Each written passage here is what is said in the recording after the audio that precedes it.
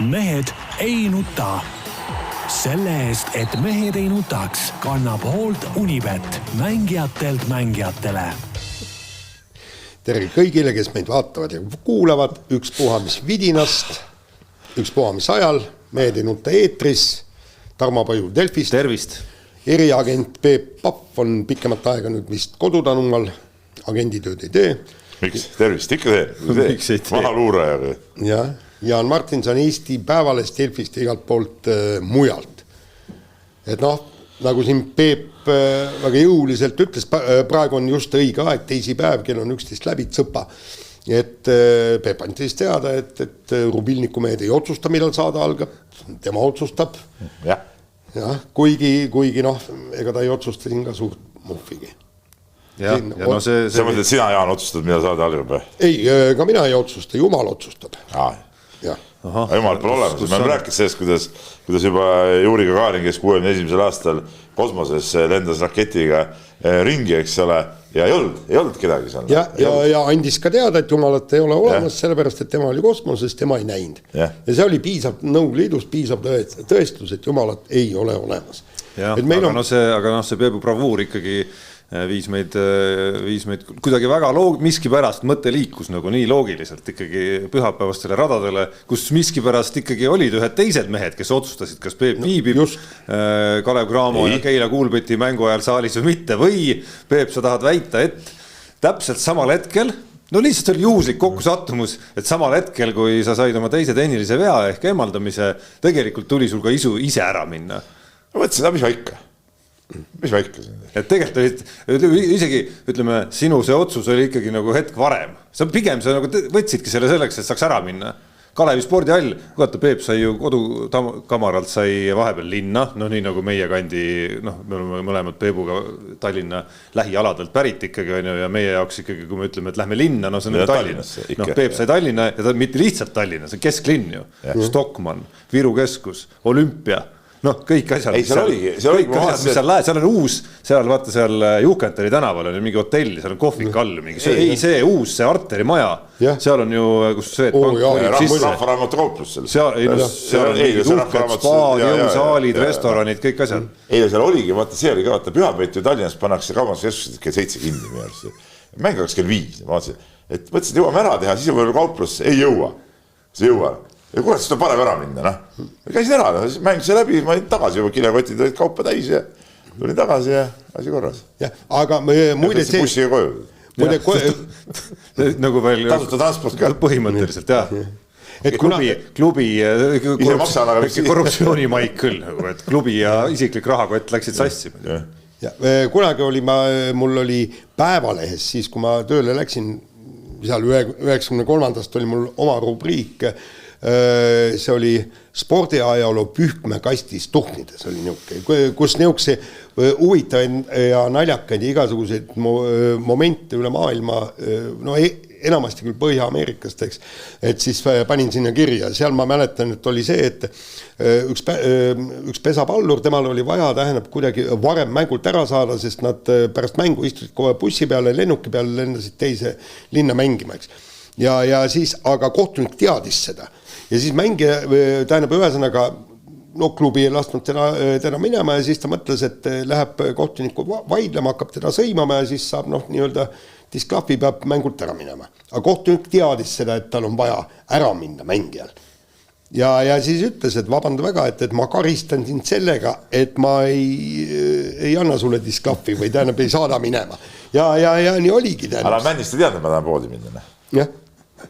Jumal tänatud, ma ei tea, mis seal juhtuma oleks hakanud, kui ta oleks teadnud veel, et kui kaugele sa oleksid läinud ikkagi vaadates kella ja mõeldes, et siin, ma ei tea, Stockmann pannakse kinni kohe. Ja, aga tegelikult kui nüüd asja juurde tagasi tule, kuule, miks meil ei võiks nii tõesti olla, et treeneritel on mikrofonid küljes ja siis me kuulaksime seda show'd, see oleks... See on mitte midagi.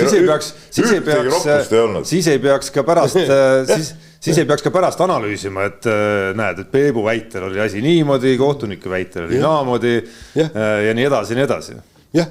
ei, seal ei olnud mingit roppusi olnud. Ise nägid.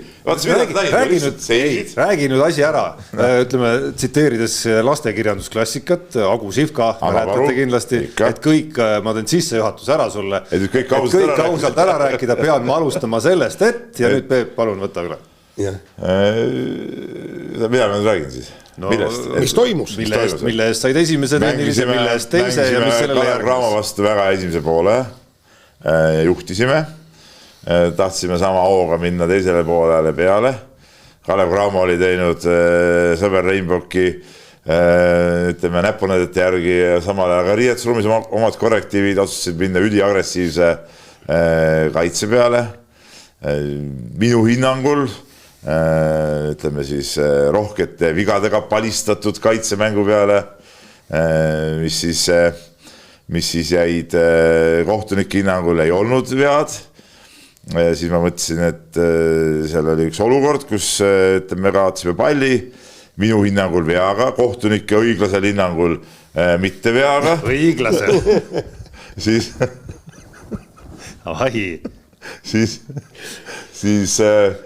ma Peep on armastuse ministeeriumis käinud. Siis ma ütleme, võtsin tehnilise vea selle peale lootuses, et äkki olukord paraneb. Ütleme, et kohtunike hinnangud äkki muutuvad tänu sellele. Siis läks see natuke aega mööda. Tead, midagi ei olnudki vahepeal eriti juhtunud, aga siis kohtunik, kes õiglaselt ei vilistanud viga, sattus minu ette parajasti sinna seisma ja ma küsisin ta käest, et kuidas siis selline asi sai juhtuda, et ei olnudki viga. Ja siis ma sain minna vauplusesse.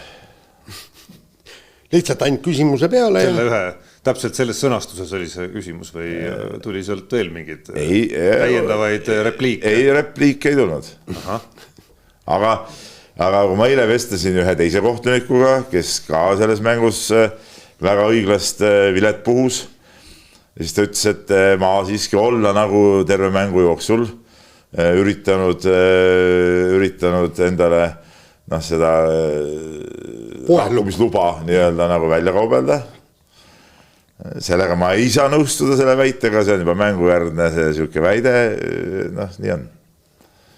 No ma nüüd teades, mis hetkedel need tulid, siis loomulikult sai krutitud need stseenid seal lahti ja nagu jama oli muidugi sellest, et seal oli see üldkaamera ainult, see oli veebiülekanne, siis seal käis mingi huvitav trall ikkagi kuskil 30 sekundit vähemalt sel hetkel, kas see vabavisked olid või? Mingi mängupaus oli, mängi käinud. Teine tehniline tuli jah seal. Ja seal oli mingi huvitav tants käis seal kuidagi. Korraks mulle tundus isegi, et kas kohtunik tuli nagu Peebu ette täpselt, nagu varjas isegi Peebu vaate välja mängule. Et tuli ise äkki küsima. Siis Peep astus kõrvale, oli näha, et seal ikkagi nagu isegi vaikuses oli tegelikult dialoog käis seal selles olukorras. Ma arvan, et see oli väga täpne kirjeldus praegu sellele olukorrale, aga vist päris vaikus ka ikkagi ei olnud. Kahjuks liiga hästi aru ei saanud muidugi. Ütleme, liiga kauge oli, et huultelt lugejad seal tööle palgata, et aru saada, mis silbid siis täpselt üle huulte tulid. Selles suhtes ma arvan, et kodanik Männiste rahvusvahelise kategooria kohtunik, vanasti oleks ta üleliiduline kategooria, nüüd on rahvusvaheline kategooria. Ma arvan, võib kinnitada, et ühtegi ebatsensuurset sõna selles lauses polnud. Seal oli võib-olla teatud nõudlikkust oli selles küsimuses. No selge. Kas võtad asjasse puutuva lugejakirjaga, kuulajakirjaga ette kohe või? Ma alles hakkasin kirju kokku panema, vaata, kas ma olen selle nii. Et kas ma rusikat vibutasin või? Ei, seal oli vist enamad siiski. Ei, no siin on mitu kirja on selle teema peale tulnud. Rusikas oli, see oli muidugi pettumus muidugi jah, et selles mõttes, et sa ei läinud ära nagu Ergin Ataman, see oli ilmselge pettumus. Selles mõttes, et ootaks nagu ikkagi. Mis sa seal, mis see ei olnud veel nii tähtis mäng, et seal rusikaid vibutada. Vestlesin veel Martin Torbekuga seal väljaku. Mis tähtis mäng? Seal ju Atamanil ei ole vahet, kas on tähtis mäng või mitte. Kui kirjad lähevad lõkkele, siis mees ajab rusikat tahapoole ja meie võidame. Mis kirjad seal ikka olid? Ma vaatasin jälle, kuidas saaks ruttu minna. Aga kiri on siis selline, Küsimus lühike ja konkreetne. Kas austatud treenerile on kohane lubada vastasmeeskonna fännidel hambad välja lüüa? Jutt käib siis Kalev Cramo Keila mängus, kus Peep peal tehnilist oli sunnitud mängust lahkuma. Cramo fännide hõigete peale küsis lugupeetud treener, ütles vihasena, et kas neil oleks ilma hammasteta parem koju minna. No see on ju, tegelikult see on ju...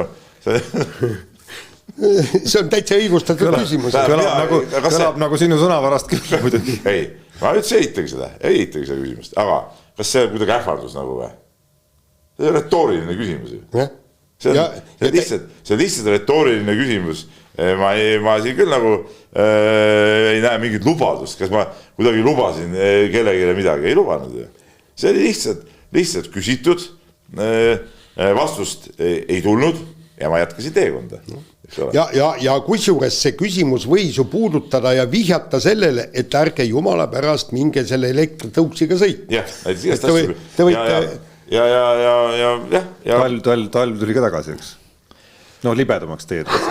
Kõik võib juhtuda, eks ole. Muide, ma olin seal EMO-s oma sõrmega ja siis ma olin seal, ootasin seal arstid, et oli mingi riie seal ette tõmmatud, siis ma kuulsin, üks tüüruk tuli, eks, ja oligi, tähendab, ühesõnaga oli oma moka ja hambad välja kukkunud, moka katkis, õmmeldasi kinni ja siis öeldi, et nüüd mine hambaarsti juurde ja kuidas see juhtus? Elektritõuksiga.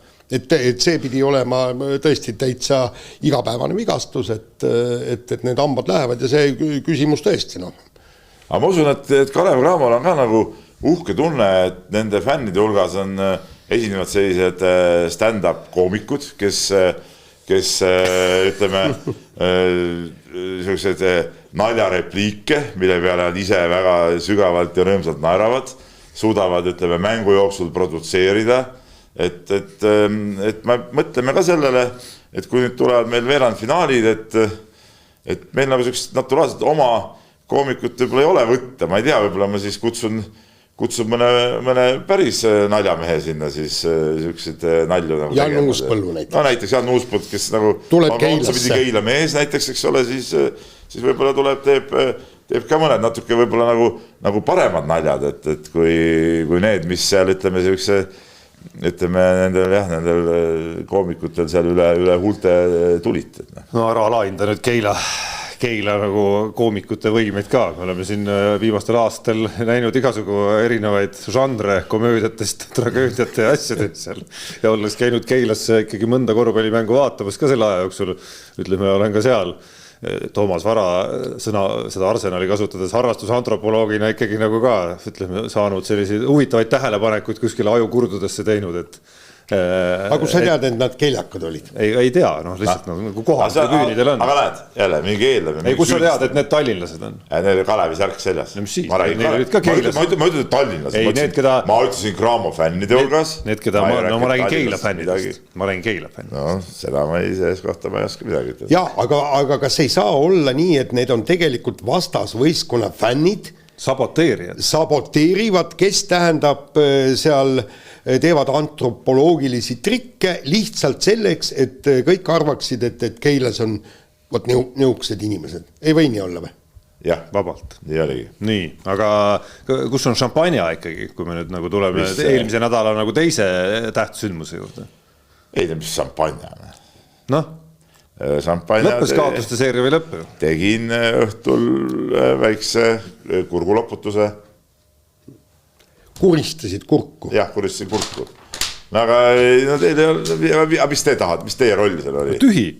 Aga mis teie roll seal oli? No iga nädalane ikkagi selline, ma ei tea, mida see Peebu vaim teeks ilma selleta, et ta teisipäeviti saaks selle kuidagigi mingisuguse joone peale jälle ennast. Ei, aga mulle tegelikult ma vaatasin ka seda mängu lõppu ja viimast veerandit ja ei, see oli kõik selge. Tuleb võtta otsustamine enda kätte. Viimane rünnak peab olema sulle.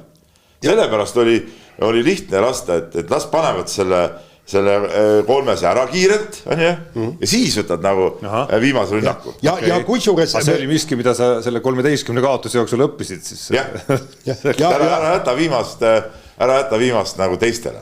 Ja kusjuures mulle meeldis just see nii ülimalt kindel võit, on ju. Kõik oli täpselt välja mängitud, on ju. Peep ilmselt teadis, kõik time-out'i oli täpselt nagu öeldud. kui sa kuulasid Time Out'i, see teleülekande vist ei, no see oli jah. Et mängime pistolit Sutile, Sutt tuled sealt teravalt üles ja siis seal tekib mismatch olukord ja lahendad ära selle. Kuulsid Jaan jah, mis nimi on Kombinile pandud jah. Ei, ta juba eelmises saates rääkis sellest, aga ei, see on jumalast kindel mängu lõpp, tegelikult oleks vastased võinud lihtsalt platsilt ka varem ära jalutada. Põhimõtteliselt ei oleks vahet olnud. Ei, see oligi, mulle tundus ka puhas strateegiline vaade ikkagi, et kui me räägime ka sellest, et Keila sai selle kaotuste seeria jooksul oli päris palju nappe kaotusi. No mängu lõpud ikkagi, sa oled sellest intervjuudes rääkinud ka, et selline Kasemetsa minekuga otsustaja kadus ära ja uutel meestel otsustamise võimekuse väljaarendamine on nagu aega võtnud. Et siis ma mõtlengi, et see näiteks konkreetne kohtumine võita, ma ei tea, 10 või 20, no nii, et lõpuminutite eel on asi selge juba, see ei oleks andnud nagu sellist nagu rahulolu tunnet. Sellepärast me tagasi otsime. Ja sellepärast oligi mõistlik ikkagi, et see võit tuleb ikkagi lõpusekunditel. Ja tegelikult ongi ju see korvpallimäng ja sport peab olema etendus, et pakkuda publikule suuri emotsioone. Ei, see oligi viimane, ei sellest eelmäng oli, ja see mäng oli ju palju rahvast juba, jah. Et me seda TalTechiga tegime ka niimoodi, et vaata, me ju seal peaaegu võitsime, aga siis mõtlesime, et oot, see ei ole veel viimane, selle kodumäng, ei ole mõtet praegu veel rutata, et järgmine kord siis rohkem rahvast, ja siis tuli niimoodi. Ja ajasite just selle mängu tihedaks, teades juba eelnevalt, et viimane vise kombineerides nii, et viimane vise jääb teile ja siis on kindel kombinatsioon ja no mis on seal kuskilt 7-8 meetri pealt ära. Läksime suuremat ette, siis oli vaja ruttama tagasi tõsta. Nii. Kuule, aga okei, meil on siin tegelikult meeletult palju teemasid. Väga palju, ja spordis on toimunud veel midagi peale selle Kossu mängu siis. No ega suurt ei ole, sellepärast me võtsimegi selle esimeseks arutasime asja pikemalt, aga no... Korvega läheb edasi kohe, nagu ma näen. Aga nüüd... Üleminekud ikkagi peavad sujuvad olema, et ega see teemade paikapanek ei ole ka mingisugune sükene. Niisiis,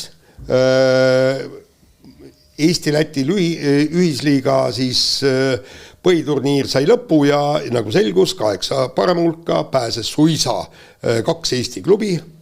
Aga kusjuures seal viimases mängus erinevalt Keilast, Pahvi Keilast, plähmerdas näiteks Tartu meeskond kõik ära kaotades siis liiga kõige kefemale ehk siis mis iganes. Et kui meie suutsime sellele võistkonnale võõrsi kaotada. Sellepärast Peep ei saa siin üldse midagi rääkida põhimõtteliselt. Aga võt see oligi nüüd nagu Tartu kaotas see näide, et seal ellu uuesti võib üks asja juhtuda. Võib juhtuda sükst asja, midagi teha ei ole. Ja meil varasematel aastatel on ju veel need võistkondi, kes on kaotanud. Jah, selle vahega, et... Kalev Cramo pidi pea kohe alguses ka kaotama. Jah, selle vahega, et kusjuures kodus veel. Nad maadlesid päris suurtes raskustes. Aga tõsi on vist ka see, et sagedamini tulevad need vopsud seal hooaja algfaasis nende käest. No meil tuli hooaja lõpus eelmine aasta. No teil on mingi oma strateegia seal nagu nii, see oli plaanitud niimoodi. Nii, aga põhimõtteliselt küll jah, et... See lao ei... Ei ole tead hooaja alguses, teate nii, et vaata noorte võistkondad hooaja edenedes tead paremaks. No antud juhul on see erand, et sealt läks muidugi parimees minema. Richard Aleksandrov läks minema Riia Veffi. Aga jäi see Egle virutus mingi 30, ma praegu peast ei mäleta, 34 või midagi sükest silma. Ja, aga tegelikult ütleme niimoodi, et see oli ikkagi selles mõttes mage kaotus, et oleks võit olnud, oleks olnud 4. mängitud 5. koha satsiga ja kodu juhtud, ja nüüd on ka vastane oluliselt valusam ja teine küsimus on see, et Kalev Cramo ei võitnud põhiturniiri ära, ja nii ongi, et tegelikult vaata, kus kohas see oli, ERR-is oli see nii-öelda artikli pealkiri oli põhjendatud küsimus, et kas lätlastel on üldse eestlasi vaja, et see on rumal küsimus. Sa saad ise ka aru, et see küsimus ei ole selles, et palju neid sinna kuhugi saab või ei saa, et lätlasi ja eestlasi nende tarvitsi selleks, et see põhiturniir oleks nagu tihedam ja huvitavam ja saaksid nagu rohkem häid mänge, eks ole. Ja okei, see aasta läks nii, et tõesti on 2 Eesti klubi sai play-offi, siin on olnud ka aastaid, kus on tegelikult olnud ju teistpidi, kus Eesti klubisid on olnud rohkem kui Läti klubisid on. Et see otseselt ei ole nagu küll mingi see, et kas neil nüüd ühtedel on vaja või teistel on vaja, et see on selline pastakast välja imetud küsimust. Küll aga mida see nagu näitab, see praegune olukord. Ja seda tead, oli natuke hooaja eel minu arust karta, et see võib niimoodi minna. Me isegi rääkisime sellest eelarvete erinevusest, eks ole. Ja kui nüüd on siin olnud infot ka, et kui palju ikkagi Lätis kohalikud omavalitsused näiteks toetavad neid võistkondi võrreldes Eestiga, siis sealt juba see, rääkimata siin mingi sponsoritest, aga just see kohaliku omavalitsuse toetuste vahe on ju tegelikult üüratu. Et Lätis on, Riia Selja on selline imesats, kel ei ole kohaliku omavalitsuse toetust, aga kes on, ütleme, üles ehitatud väga turunduslikel ja väga hästi teevad ja seal on puhtad turundusvennad, kes see klubi on käima pannud ja see kõik on fine, aga ütleme kõik need Liepajad, Ogred, Ventspilsid, need on Valmerad, need on ju kõik ikkagi paljuski kohaliku omavalitsuse rahade peale ja ma mõtlen nüüd, et kui väidetavalt Ogre linn, mis on siis samasugune põhimõtteliselt nagu Keila Tallinna mõistes, sama lähedal umbes, sama suur umbes, no ma ei tea, võib-olla mõni 1000 sinna-tänna inimest, annab 350 000 ainuüksi linn. No siis Eestis jätame nüüd selle aasta võib-olla Kalev Cramo kõrval, kes võib-olla Tallinna linnad sai natuke rohkem, siis ütleme Eestis ikkagi on, ütleme see 100 000 on see siuke piir, ütleme seal selle ümber see tants käib, et noh, ma ei tea, et Liepajas väidetavad mingi 400 000, need on ikkagi tohutud numbrid, eks ma ei tea, kas numbrid nagu õiged on päris, mida nagu räägitud on siin-seal, et aga eks see suurusjärgud on ikkagi enam-vähem nii olnud. Ja see on nüüd see üks suur vahe, eks ole. Samas peame andma, ütleme, oleme ikkagi ausad, et Läti siukseid, ütleme, keskmisi enda mängeid on tugevamaid rohkem kui Eestis või ütleme see Läti enda mängijate, siukeste liigamängijate keskmine tase, kes ei ole mingid koondise mehed, kes ei ole mingid siuksed, kes ma ei tea, kuskil välismaale pürgis, kes ongi lihtsalt siin liigamehed, kes on minu arust kõige olulisemad mehed nagu üldse, nagu selle, ütleme, spordiliiga ja klubide püsima jäämise seisukohast kõige olulisemad mehed. Neid mehi on Lätis rohkem ja nende keskmine tase on lihtsalt natuke kõrgem ja see nii ongi, nendel on see ellu võistkond, kes neid on hästi peale kasvatanud, neil on, ütleme, ka Liepaja on siuke sats, mille kaudu on noori päris palju tulnud ja ütleme, ja kuidagi nad on suutnud neid oma vendi siukseid, isegi seal kuni 30 aastased, isegi mõned 30 pluss, kes ongi need liiga vennad, et minu unistus on ka see nagu näiteks, et kui meil on see Keila sats, et meil oleks ikkagi, seal mängiks vähemalt pooled vennad oleksid sellised, kes on siuksed nagu omad mehed või Tallinna mehed või aastaid seal mänginud, kes on siuksed oma liiga vennad ja omad vennad ja aga nad on nagu profikorvpall, nad saavad sellega ära elatud ja hoiavad sellist keskmist kõva taset, sest nende peale saab siis tuua sinna, ütleme, appi siis legionäre ja nende kõrvale saab tuua alt neid noori juurde, et kasvatada ja see on nagu see kõige tähtsam asi ja see on lätlastel praegu parem. Ja nende, et neil on rohkem mängijad, neil on lõpuks ka ütleme meistriliiga tasemel siis üks klubi vähem ka veel, ehk et see suurem mängijate arv jaguneb veel siis vähemate arvu võistkondade. No neil on rohkem mängijad ka välismaal muidugi, see on ka fakt. No jah, et mis tõttu meil ei ole ka seda argumente siin, et näed, et meil on ka väga palju mängijaid Eesti rohkem kui alles varem, ilmselt mängijaid välismaal, väga hästi on selles osas pilt, on ju, aga lätlastel on veel rohkem. Ma arvan, Lätis mitte midagi ei juhtuks mängijate osas, kui neil on olnud seal neid Jurmalad ja Jelgavad ja kes seal on kõik mänginud.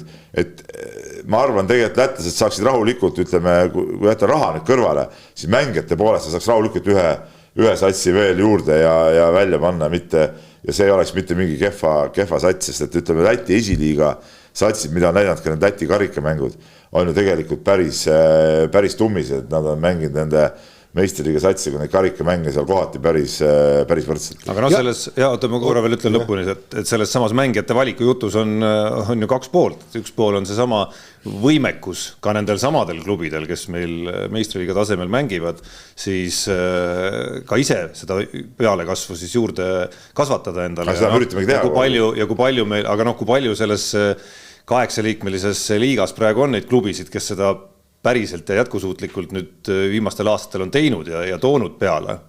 No seal on ikkagi minu arust klubisid, kus on nagu väga suuri auke tegelikult sees, et Keilas tõesti on oma kasvandik hulk tänu sellele samale põlvkonnale ja veel paar aastat peale. Meil on uued vennad pingi peale, kui sa vaatasid viimaseid mänge, ka Pärnul ei ole praegu noortesüsteemi. Üldse ei ole, eks ole.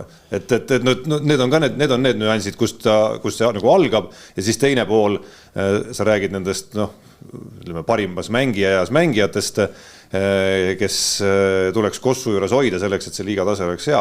See lõpuks on täpselt samamoodi ju raha küsimus väga palju. Et kas sa suudad pakkuda, ma ei tea, toon esimese nime, mis mul ette juhtub, võib-olla ka sellepärast, et su poeg käis ka just ühes teises podcastis rääkimas, et kas Margus Pahvi või ma ei tea, Tammkivi või Indrek Ajupanga või miks seda tüüpi nagu mängijatele on selline võimekus olemas Eesti keskmise lähedast palka vähemalt nagu maksta selleks, et nad siis püsiksid seal juures ja mitte ei hakkaks otsima juba 20. alguses ikkagi nagu väga meeleheitlikult hoopis muid väljundeid elus. No see on meie klubi korvpalli ütleme tugevuse ja püsima jäämise võtmesõna nagu, et see võimekus peaks olema nende hoidmiseks. Ja aga siin oligi ju artikkel, kes see kirjutas, ütles, et meie probleem on ka see, et me punkt 1 ei kasvata piisavalt oma noori ja punkt 2, me ei anna nendele noortele ka piisavalt palju võimalust meistriliigas läbi lüüa ja nagu seal kirjutati, et meil on palju lihtsam võtta mingisugune võõrlegionär ja nii ongi. No tegelikult see väide ei vasta tegelikult päris minu silmis ei vasta päris tõele. No sa oled siiski ka teises paadis olnud korduvalt, sõltub ikka asjaoludest. Ei, ma räägin, et lihtsam on võtta võõrlegionär, et see on nagu mitmetahuline nagu asi, et okei, jah, mingi teatud tasemel ütleme mängijad saada välismaalt on odavam. See on nagu selge, et sa võid sealt saada päris hea mehe, aga sinna tulevad kõik mingid muud olmelised nüansid ka juurde, eks ole, ja tead, kui sa lõpuks selle kõik kokku lööd, siis ta võib-olla ei olegi enam nii palju odavam. Teine asi on see, et kas ei ole antud võimalusi, sellega ma ka päris nõustuda ei taha. Kui me vaatame neid Eesti klubisid, siis minu arust just nagu tegelikult on hakatud nagu seda teed minema. Võtame Viimsi näiteks, kes ju teeb väga selles suhtes väga tänuväärne projekt on olnud, nendel on üks välismaalane, võib-olla neil oleks võinud, kui neil on, mina ei tea, kuidas need rahased seal on, et oleks võinud üks veel olla siuke vend juures, Paits on seal korvi all, võib-olla mõni siuke hea point guard või asi. Samas neil on seal võistkonnas, neil on omad noored juures, kes saavad aeg-ajalt mängida, neil on mujalt Eestist tulnud siuksed ka 23, 4, 5 aastased kutid, väga hea variant, eks ole, sama, võta TalTech. TalTechis on ju tegelikult need väga paljud need siuksed mängijad, kellest ma räägin, on seal see Sunelik, post on nagu Eesti koondise mees ka, aga ikkagi ta läheb võib-olla natuke sellesse kategooriasse, et ta on siuke Eesti mees, kes mängib siin Eesti liigas ja kellele tuleb maksta normaalselt. Oliver Metsalu, Jurkatam, Kitsing, pluss siis jälle mingid nooremad kutid. Minu arust väga okei variant, võtame Tartus on ju juures mehed, kes võtame nüüd Jurtšenkod, Roosid, seal on neid vendi veel, kes käivad veel seal tuubli ja selle põhisatsi vahet, meil käivad tagumised mehed tuubli põhisatsi vahet, saavad vahepeal mängida seal, ütleme Lenk näiteks meil see aasta 2004 kutt ikkagi, meie mõttes ikka väga noor kutt veel, on saanud päris hästi juba mängida ja need nooremad poisid ka on ikkagi saanud mingites olukordades platsile, Raplas ka ikkagi ütleme Ruubel ja seal on see Ruut ja ütleme, need on ikkagi siuksed ja Kajupank tuli tagasi ja see on ikkagi siuksed vendi ju, Laane ja et päris nii ei saa nagu ütelda, aga Lätis on lihtsalt nagu rohkem, et võib-olla mingi hetk nagu see kadus ära, aga minust mulle tundub, et praegu võib-olla nagu olude sunnil natuke klubid on läinud seda teed, et nad kasutavad omi mängijad nagu rohkem ja ja ma arvan, et seda suunda peaks nagu jätkama. Aga noh, see küsimus, seda ei ole ainult see üks artikkel, mida siin viidati, seda on vist kõik Kossu saatedki, mis siin on kõlanud vahepeal. Ei ole tahtnud kuulata. On seda küsimust õhku visanud, et noh, kas lätlastel on meid üldse vaja näiteks. No see on ikka jama jutt. No täna on ta jama jutt, jah, aga kui sa mõtled sellele, et vaadates kas või siin Eesti oma klubi näitel, sa ju näed ka seda, ma ei tea, kas sa oled statistikat teinud või mitte, aga et lõppkokkuvõttes kohalikke vastaseid tuleks rohkem vaatama kui Liepajat, Valmierat, Riia Sellit. Ja selles mõttes nagu perspektiivi mõttes ta ei ole nagu jama jutt, et kui lätlased, ütleme, sama hooga panevad edasi, need samad Valmierad, Liepajad, Ogred, Riia Sellist ja Riia Vehvist rääkimata ja võib-olla sealt tagantpoolt, ma saan aru, Ventspils on natukene vajuv vist on ju, aga vastupidi. On nüüd saanud jälle... No kuule, viimasel hetkel tõid veel endale leiduka tähenduseks. Väidetavalt oligarksist legend on kusagilt nagu vaikselt välja ujumas uuesti. Vahepeal oli jutt, et nad kuidagi hakkavad manduma, eks ole. Et noh, siis on juba 6 satsi, eks ole, et kui sinna tekib veel paar sellist, ma ei tea, Jelgavat või Jurmalat või mis iganes nagu juurde, kes nagu samamoodi tõsist asja nagu ajavad, siis ühel hetkel võib vabalt olla, et täpselt nii nagu omal ajal leedulastel on lihtsam selline hea nagu liiga kui toode kokku panna sellest samast nagu 8 klubist, kellel võib-olla kõigil on eelarve vähemalt, ma ei tea, tänases mõistes võib-olla 500, varsti juba 1 miljon, kui nad suudavad liikuda selles suunas ja meie, ma ei tea, Pärnud, Keilad, Raplad, Taltekid ei suuda nagu seda sammu pidada, on neil ühel hetkel nagu nad saavad parema toote sellest kokku lihtsalt, pluss ei pea veel sõitma Eestisse ka. Kogu lugu, see võib juhtuda, aga mitte täna muidugi, see on nagu aastate teema. Seda nii pea juhtu, aga teine asi on nüüd see, viimane lause, sest Leedu liiga on sellest ajast, sellest on küll 10 möödas, kui me siin koos ajasime asja. Leedu liiga tootena on ikka nagu ülikava, nad ju reaalselt telelepingud, mis seal sõlmitakse, Leedu on nagu võrrelda Eestiga natuke teine asi, aga siiski see, kuidas ta tootena on arenenud, mis lepinguid seal liiga ümber tehakse, mis sponsoreid nad meelitavad ja nii edasi, see on nagu tegelikult on päris äge lugu. Jaa, aga teine asi see, et ma nüüd natuke hüppan korraks teise teema peale, meil tuleb see pärast ka, aga ja lugesin sinu seda artiklit, ma ei saa nõustuda seal kõigega, aga eriti Krista Lepikust. Piret Niglas. Krista Lepikust, Piret Niglasest, endaleks. Ja mis on see, mis ta ütles ka, et ta ei pane kunagi neid tulemusi välja, vaata, et tagumised tulemused halvasti. Minu arust praegu on nagu vastupidi. Meil on praegu tulemused ees Eesti-Läti liigas, me oleme seal all kõik. Kuule, see piitsutab meid ju pingutama, et meil oleks rohkem seal joone peal kui joone all ja see on põhistimulaator. Ja Peep, ma olen täiesti selles suhtes sinuga nõus, aga need, kes kuuluvad Eesti liigasse, mängivad korvpalli, nemad ongi just need inimesed, keda piitsutab. Ja neid tegelikult ühe klassi peale võib olla ainult 1, 2, 3, eks ju. Ja, aga ma tõin see näite. Ja tema rääkis lastest, aga profispordis loomulikult see peaks olema, see tänane tulemus on, ma arvan, väga korralik peeglisse vaatamise koht ja ma ei mõtle seda kuidagi mingi, kõlab triviaalse lausena, aga tegelikult eks ole on, et mismoodi me teeme neid asju, kas ja miks me teeme neid ja lõpuks analüüsida ka lõpuks siis seda, kuidas ma ütlen, inglise keeles on hea sõna nagu execution, on ju, et see klubi tegevuse execution antud juhul tähendab siis seda, et nagu kuidas me need eelarved kokku saan, millele ma panustan rohkem, kas meil kust ja kuidas meil kohalikke ja noortemängijaid tuleb, milliseid legionäride, treenerite valikuid me teeme, et kui nüüd jah, et kuskil on nagu hooaja vaates on ju sul eeldused olemas, me hooaja algul rääkisime juba, et lätlaste eelarved seal Selli ja Vehvi järel on tõusnud kindlasti ja ei saa lihtne olema siin meie keskmikel siis ütleme nendega võidu joosta, aga see ei tähenda, et see ei oleks võimalik.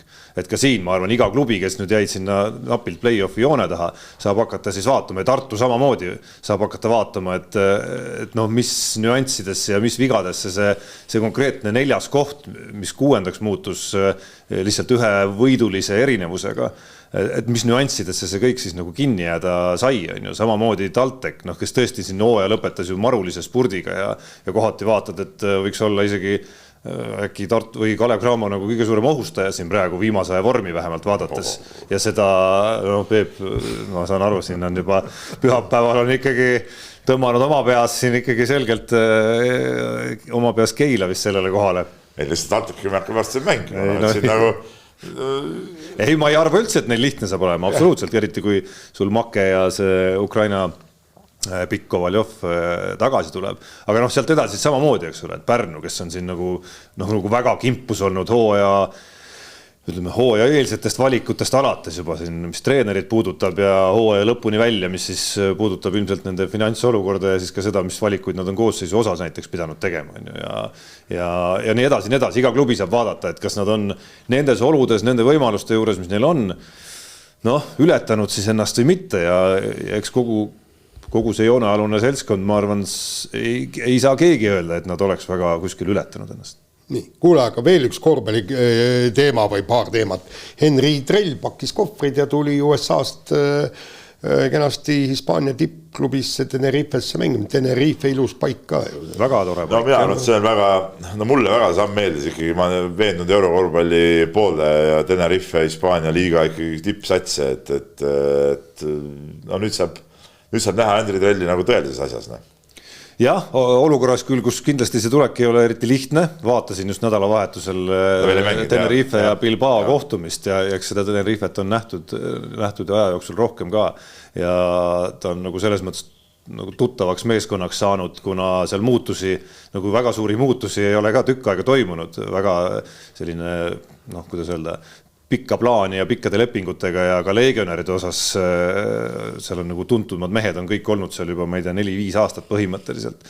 Et see ei ole nagu sats, mis on siin hooaja jooksul kokku mänginud, vaid see on sats, kus Henri Trell peab hakkama kohanema, mis on aastatega kokku mänginud ennast seal. Et kindlasti see ei ole lihtne sinna nüüd nagu uue kehana sisse sulanduda, eriti olukorras, kus Tenerife, ma saan aru, otseselt ei vajanud, kui nad on Hispaania liigas teisel kohal, siis ei saa öelda, et neil nagu kärssas kuskilt, et sellel samal Henri Trelli, keda ongi positsioneerida nüüd aina raskem, sest ta on nii mitmekülgne mängija, et 3 võib-olla kõige rohkem, aga siin kaitse poole peal võtab ka tagamehi vahel ja võib 4 peal ka ilmselt mängida suhteliselt edukalt oma mõõtudega, et nendel samadel positsioonidel ei saa ka öelda, et keegi oleks viga saanud või kuskil käriseks tohutult, mitte midagi sellist ei ole. Et tundub natukene ka klubi jaoks selline koht, kus ma ei tea, vaadates põhimängijate vanuseid, siis võib-olla ka klubi vaatab seda natuke perspektiiviga, et kui siin leitakse nagu sobivus, siis on järgmine leping, mida pakutakse võib-olla juba hoopis pikem. Aga samal ajal ma ei ole täpselt aru saanud, siin Henri Trelli endine treener Marko Pargonen rääkis, et see Portlandi variant uueks hooajaks on täpselt samamoodi endiselt veel laual olemas, et see ilmselt ei pruugi tähendada veel mingit lõplikku otsust või valikut nüüd emma või kumma suuna kasuks, et eks see kevad peab nüüd hakkama näitama, mismoodi ta siis selles ikkagi väga Euroopa mõttes põhimõtteliselt nagu kõige tippumas konkurentsis pärast Euroliigat ja hoopis teistsuguses korvpallis, mida siis läbi kasvanud väga meeskondlikult mängiv Tenerife pakub, kujutama hakkab. Väga põnev, ülipõnev. Mulle tundub ütleme, kui mõelda nagu pikaajalises plaanis, või miks mitte, kui läheb väga hästi, siis ka lühiajalises plaanis, siis see Tenerife on üks nagu ägedamaid kohti, kuhu sattuda. Et just, mis ma rääkisin, see pikaajalised lepingud ja kõik see, et seal isegi legionärid mängivad ikkagi väga-väga pikki aastaid, mis näitab, et kui sa nagu seal nii-öelda saad koduseks, kõik sobib vastastikku, oled nii-öelda oma mees, siis võid seal ägeda karjääri veeta, kui see ongi enam-vähem sinu tase seal. Kui tõused sellest üles, siis see on täpselt see klubi, kus siirdutakse Realidesse ja Barcelonadesse. Kui oled sellel tasemel, siis võid seal mängida pika karjääri, super kliimas, super fännidega, olla kogu aeg tiitli konkurentsides meistrite liigas, Hispaania liigas. Kõlab nagu äge. Okay. Nii, aga vahetame teemat ja läheme talispordi juurde. Ja seda talisporti, mida siin kommenteerida, mis siin salata, on nädala jooksul kõvasti kogunenud. Alustame äkki Martin Liivist, kellest me ei ole siin saates ammu rääkinud. Kiirusutamise maailma meistrivõistlustega pandi hooajale põhimõtteliselt punkt ja Martin Liivi laeks jäi siis oma põhialal või sel hooajal polegi saanud enam väga täpselt öelda, mis see põhiala siis on, aga ajaloolisel põhialal ehk 1000 meetris 9. koht. Natukene selline Kristjan Ilveselik resümee sellele hooajale, kus eesmärk oli saada 1000 meetri lõppu paremaks, aga ainus, mis paremaks läks, oli hoopis sprindikiirus. Ja lõppkokkuvõttes ikkagi aasta enne me ei saa öelda, et ta oleks nii-öelda medalikonkurents aasta enne olümpiat siis. No olen rääkinud mõlema mehega, nii Kristjan Ilvese kui Martin Liiviga ja võtnud kokku just see MM-id ja need viimased võistlused ja neil on täpselt üks ja sama probleem, et nad hooaja alguses muutsid treeninguid kas nüüd kardinaalselt, aga mingil määral kindlasti. Et seda treeningute ülesehitus ja seda just, et kus ja mida nad peavad paremaks saama. Kui võtame Martin Liivi, siis tema ju keskendus sellele, et 1000 meetris viimased 300-400 meetrit oleks piimappi jalgadest vähem ja siis ta saaks seal seda kiirust näidata. Jälle, seesama 9. koht tuligi selle pärast, et viimase 300 meetri pealt. Ja küll ta on läinud 500 meetrist paremaks. Ja nüüd on Martin Liivil tõsine, vaata, nii Martin Liiv kui ka Kristjan Ilves, nad on mõlemad järgmisel olümpial, ehk siis aasta pärast oma nii-öelda parimas sportlase eas, kus tegelikult tuleks teha tulemust. Ja mõlemad oleks võimelised võtma medalit. Aga siin nüüd ongi ja pagana keeruline otsustamise küsimus, mida ma pean nüüd tegema selle aasta jooksul, et esialgu tõusta oma endisele tasemele tagasi. Ja sealt veel ka paremaks saada. See ongi, vaata, minu arust selle hooaja eel neid muudatusi teha, see oli nagu õige aeg tegelikult. Oli õige aeg, absoluutselt. Olümpia on järgmine aasta ja see suvi ongi nagu, ütleme nüüd kevad, kogu aeg lõpp on.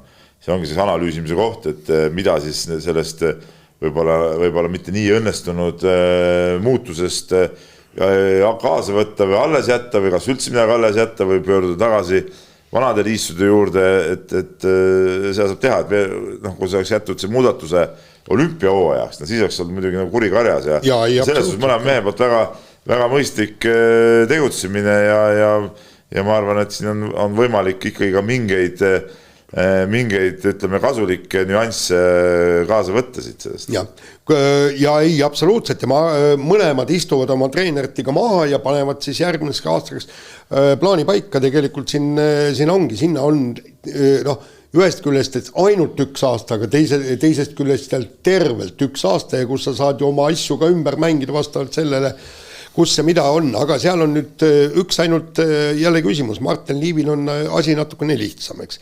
Et tema on ju EOK toetuse peale eelmise aasta EM-õbe on ju 8 aastaks sai selle palga ja toetuse, aga Kristjan Ilvesel on praegu 11. Jaa, ma ütlen kohe, see su lugu, see oli ju jälle mingi kuradi imetud asi. Ei, no ta ei ole. Ütles sulle suht selgelt sealt ära, et seda ohtu ei ole. Ütles ära ju. Mis lugu nagu, kuigi see asi nagu lükati ümber, siis nagu sa annast ütelda, et faktidele ei saa lasta head lugu nagu ära rikkuda ja sa ikka nagu tegid selle täis mõtete lugu. Oota, Peep, ootame siis, kui on otsus käes. Sellepärast, et Gert Kanter... Lugesid ka või? Muidugi lugesin. Kas sulle jääd saadus muljet nagu mul või? Jaan ütleb ise ka, ootame siis, kui asi käes on. Et seda saab võtta nagu kahte pidi, et saab võtta Jaanilt kui sammu, et survestada, et seda ei juhtuks edasi, et jäetakse nagu see erand tegemata. Ütleme, mul tunne, et ma praegu Jaanile mängisin kaardi kätte muidugi, et ta ise polnud sellise õigustuse. Kindlasti mitte ei olnud. Ei, tegelikult on... Aga see on Jaanile kombeks küll natuke ette rutata. Nii, aga samas ma meenutan ja kõik Gert Kanteri otsuste, kui otsustaks Gert Kanter, fine. Kuule, Kanteri käes on ikkagi need, et tema juhib seda protsessi. Ei, tema juhib. Ma usun küll, et Gert Kanter, ole nüüd rahulik nüüd.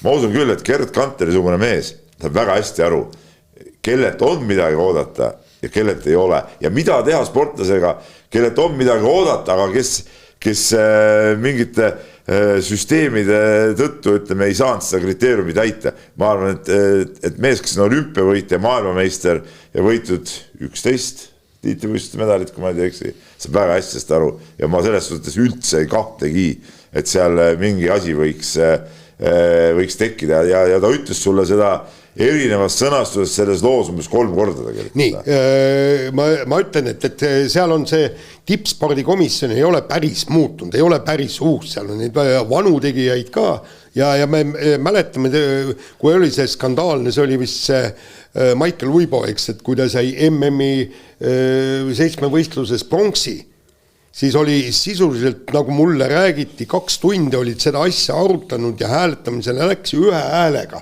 Otsustati talle 9 aastaks määrata see toetus.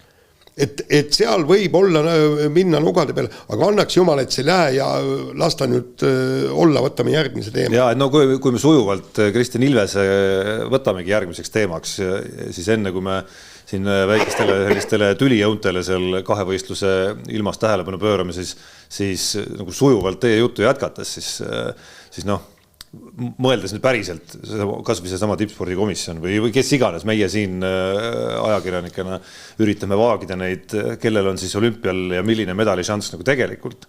Noh, siis olgem ausad, nii Martin Liivi kui Kristjan Ilvese puhul sai rääkida sellest, et nad tegid treeningutes mingeid muudatusi, need ei ole loodetud tulemusi andnud. Kristjan Ilves, no natukene erinevad mured muidugi, millega nad maadlevad, eks Kristjan Ilves oma hüppevormi ja hüppe mingite nüanssidega ja tundub, et seal peas, nagu ta ise tunnistab, on ka ütleme, kinni kiilunud mingil määral. Tõsi, nüüd viimasel ühel võistlusel, nüüd viimasel nädalavahetusel, noh, oli nagu lootust pisut.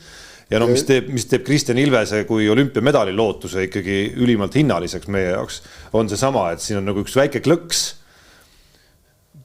tundub üks väike klõks, mis võib ta muuta, mis võib tema sellise tavapärase hüppekoha tõsta sealt teisest 10 kuskile kas või esimese 10 lõppu, rääkimata esimese 10 keskpaigast. Ja no me räägime olukorras, kus Jarl Magnus Riiber on veel, kes tundus nagu olevat see, kes võtab 1 medali igal juhul ära suurel võistlusel. Et see mees on veel eest ka läinud.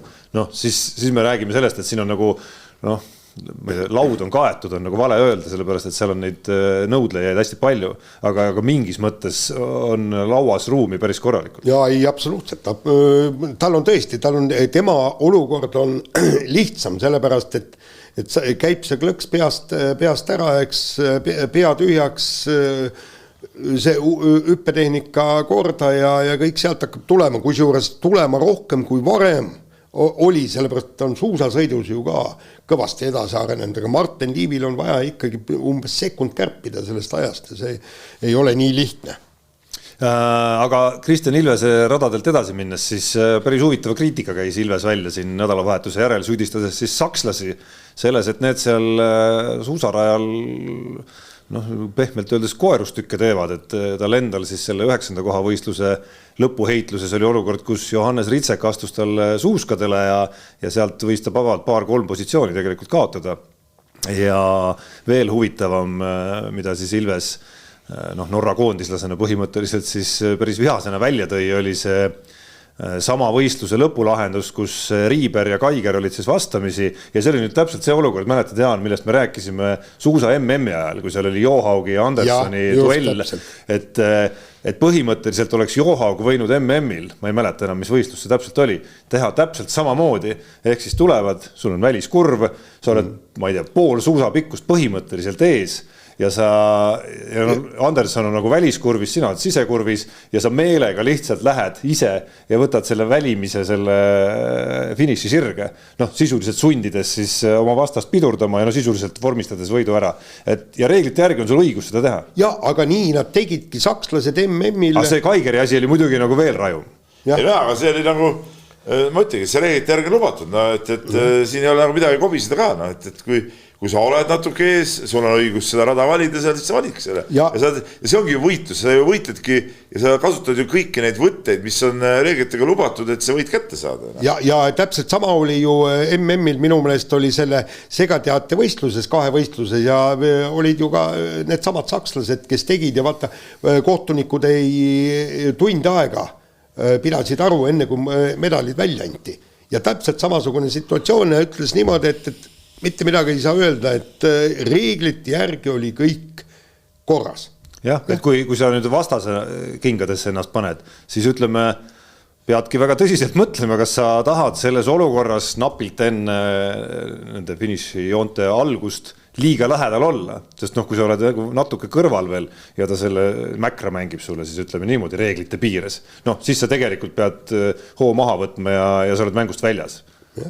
aga kui finišisirg on lühike, no siis sa oled mängust väljas, kui sa sel hetkel liiga kaugele võtad. Jaa, aga kuule, aga see on täpselt sama teema, meil on siin kiires vahemängus Martin Imma, kui oli siis tiimsprindi Eesti meistrivõistlused, eks. Ja vot seal tehti räigelt. See oli räige. See oli see, et seal täiesti küsimus polnud lõpus, vaid oli tõusu peal. Ringiga maha jääja tuli paremalt poolt diagonaalis üle raja ja astus sulle rahulikult ette. See oli üks väga idiootne olukord. Väga, aga ma ei tea, seda oleks midagi. Ei, seal on niimoodi et ringiga maha jääja tähendab ühes... Räägime selle ära, see oli siis Martin Imma, aga see oli paarisprint.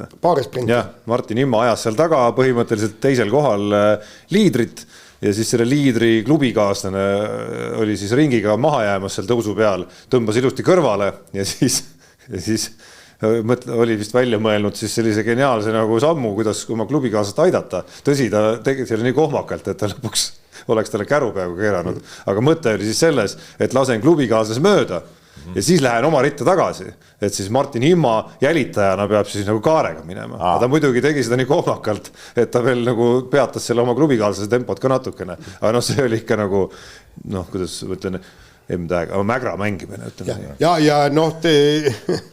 Ja teine asi, vaata siin nüüd kohtunikud ikkagi oleks pidanud siin kindlasti sekkuma ja kõik see. Aga kuidas see on? Aleksander Tamm oli selle mehe. Mis sa teha saad, sõidad uuesti? Ei, võtad maha selle mehe, aga sellest on vähe kasu. Võidueitlus. Ei, aga seal kollane kaart ja vaata, kes see võeti MK-lt maha, see rootslanna, kellel üks kollane kaart tuli all ja siis sai sellel või nüüd seal Olmenkonleni etapil sai teise kollase ja võeti ka rajalt maha, aga nii ta on. Nii, talispordi juurde tagasi ja teemat vahetades. Arti Aiger otsustas siis hooaja lõpuni treenida USA koondise juures.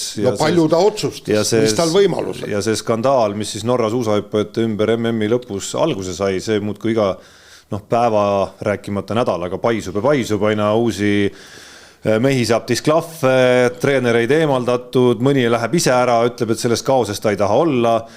Mehi ilmub välja, kes räägib mingisugusest aastast X aastat tagasi, kus juba siis on tehtud, siis on Šveitsist mingid mehed välja ilmunud, et oi, me seal juba 15 aastat tagasi tehti samu asju ja nii edasi ja nii edasi. Ehk siis üks mingisugune räpane, ma ei tea, mingi jabur mädapaise nagu mitmes mõttes, et Kristjan Ilvest kuulad ja üldse näed, kui palju läheb auru siis nendel suusahüppe inimestel selle kogu see kostüüminduse peale, selle asemel, et keskenduda hüppamisele.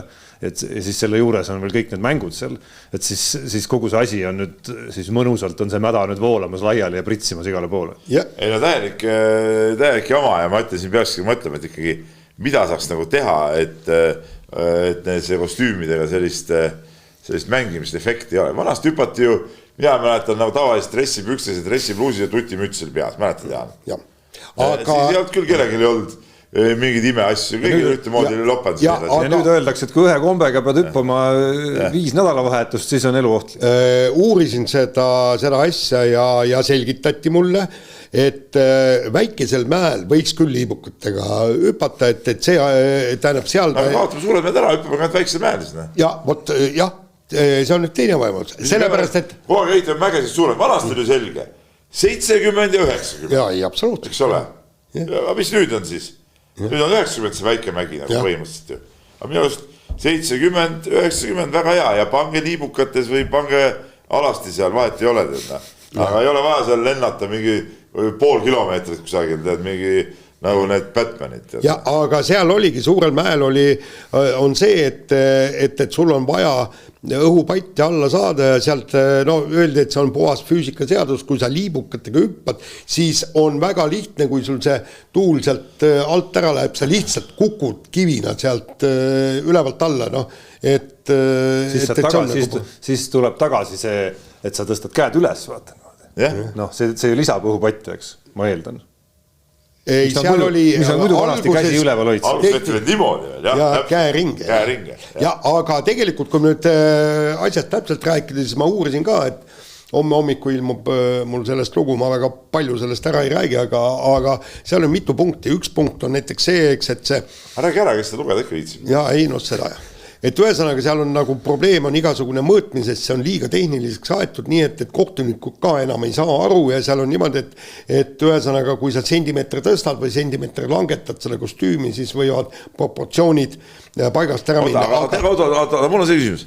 Aga laseme siis nagu vabaks selle jalge vahele.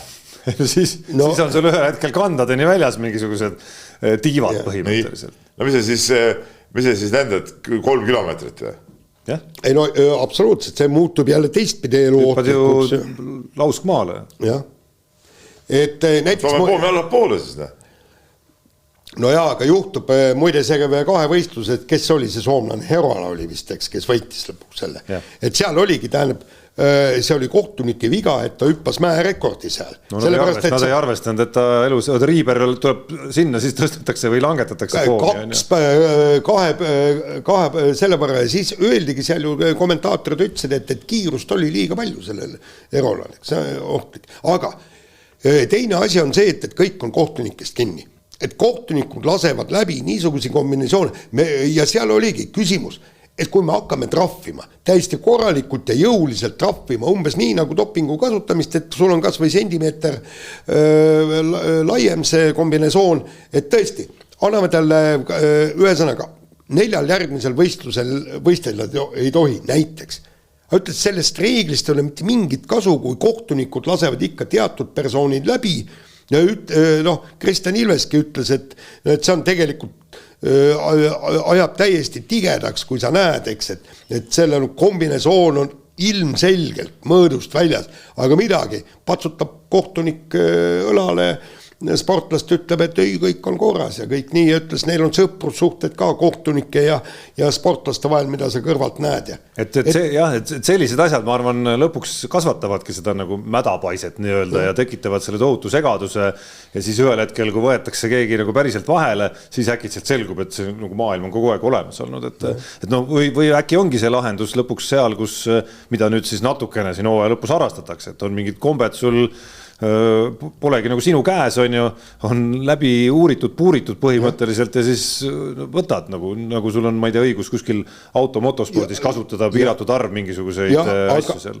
Aga see ongi üks võimalus. Täpselt, et sa valid oma 5 kombinatsiooni välja ja siis, aga seal on üks probleem, et FIS peab neid korralikult hoiustama, sest väidetavalt need kombinatsioonid kipuvad allitama minema, kui tingimused pole õiged. Aga nii ta on. Aga talispordi lõpetuseks üks kõigest, mis me siin oleme üles märkinud, ei pea võib-olla rääkima, aga ühest asjast ma arvan siiski, et Henri Sildaru sai pargisõidu MK-etapil 4. koha, kerkis siis hooaja kokkuvõttes MK-sarjas 10. Kas natuke ennatlik oleks nüüd öelda, et meil hakkab üks medali pretendent veel järgmise aasta olümpiaksid välja kujunema, sest kõiki paremaid seal MK-etapil vist päris stardis ei olnud. Või on see täitsa asjakohane lause siin välja öelda? No ma küsisin meie asjatundja Madisse käest ja ta ütles, et ei, kõik olidki stardi, olid ka kohal ja ütles, see ongi reaalne. Olid kõik kohal või? Ma natuke võrdlesin seal MK-sarja üldseisu ja seda lõpptabelit. Ei, no tähendab kõik nimed päris ei klappinud, aga... Aga ta ütles, et nii täitsa ongi ja nüüd kohe tuleb ju MM, eks ju.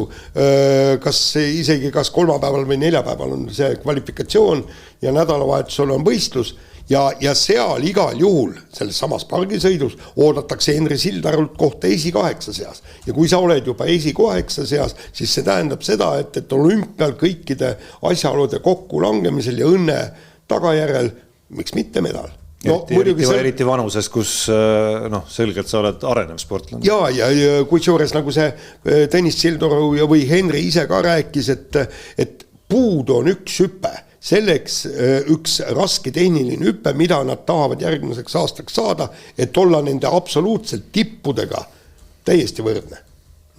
Ja nii ongi. Nii, Peep.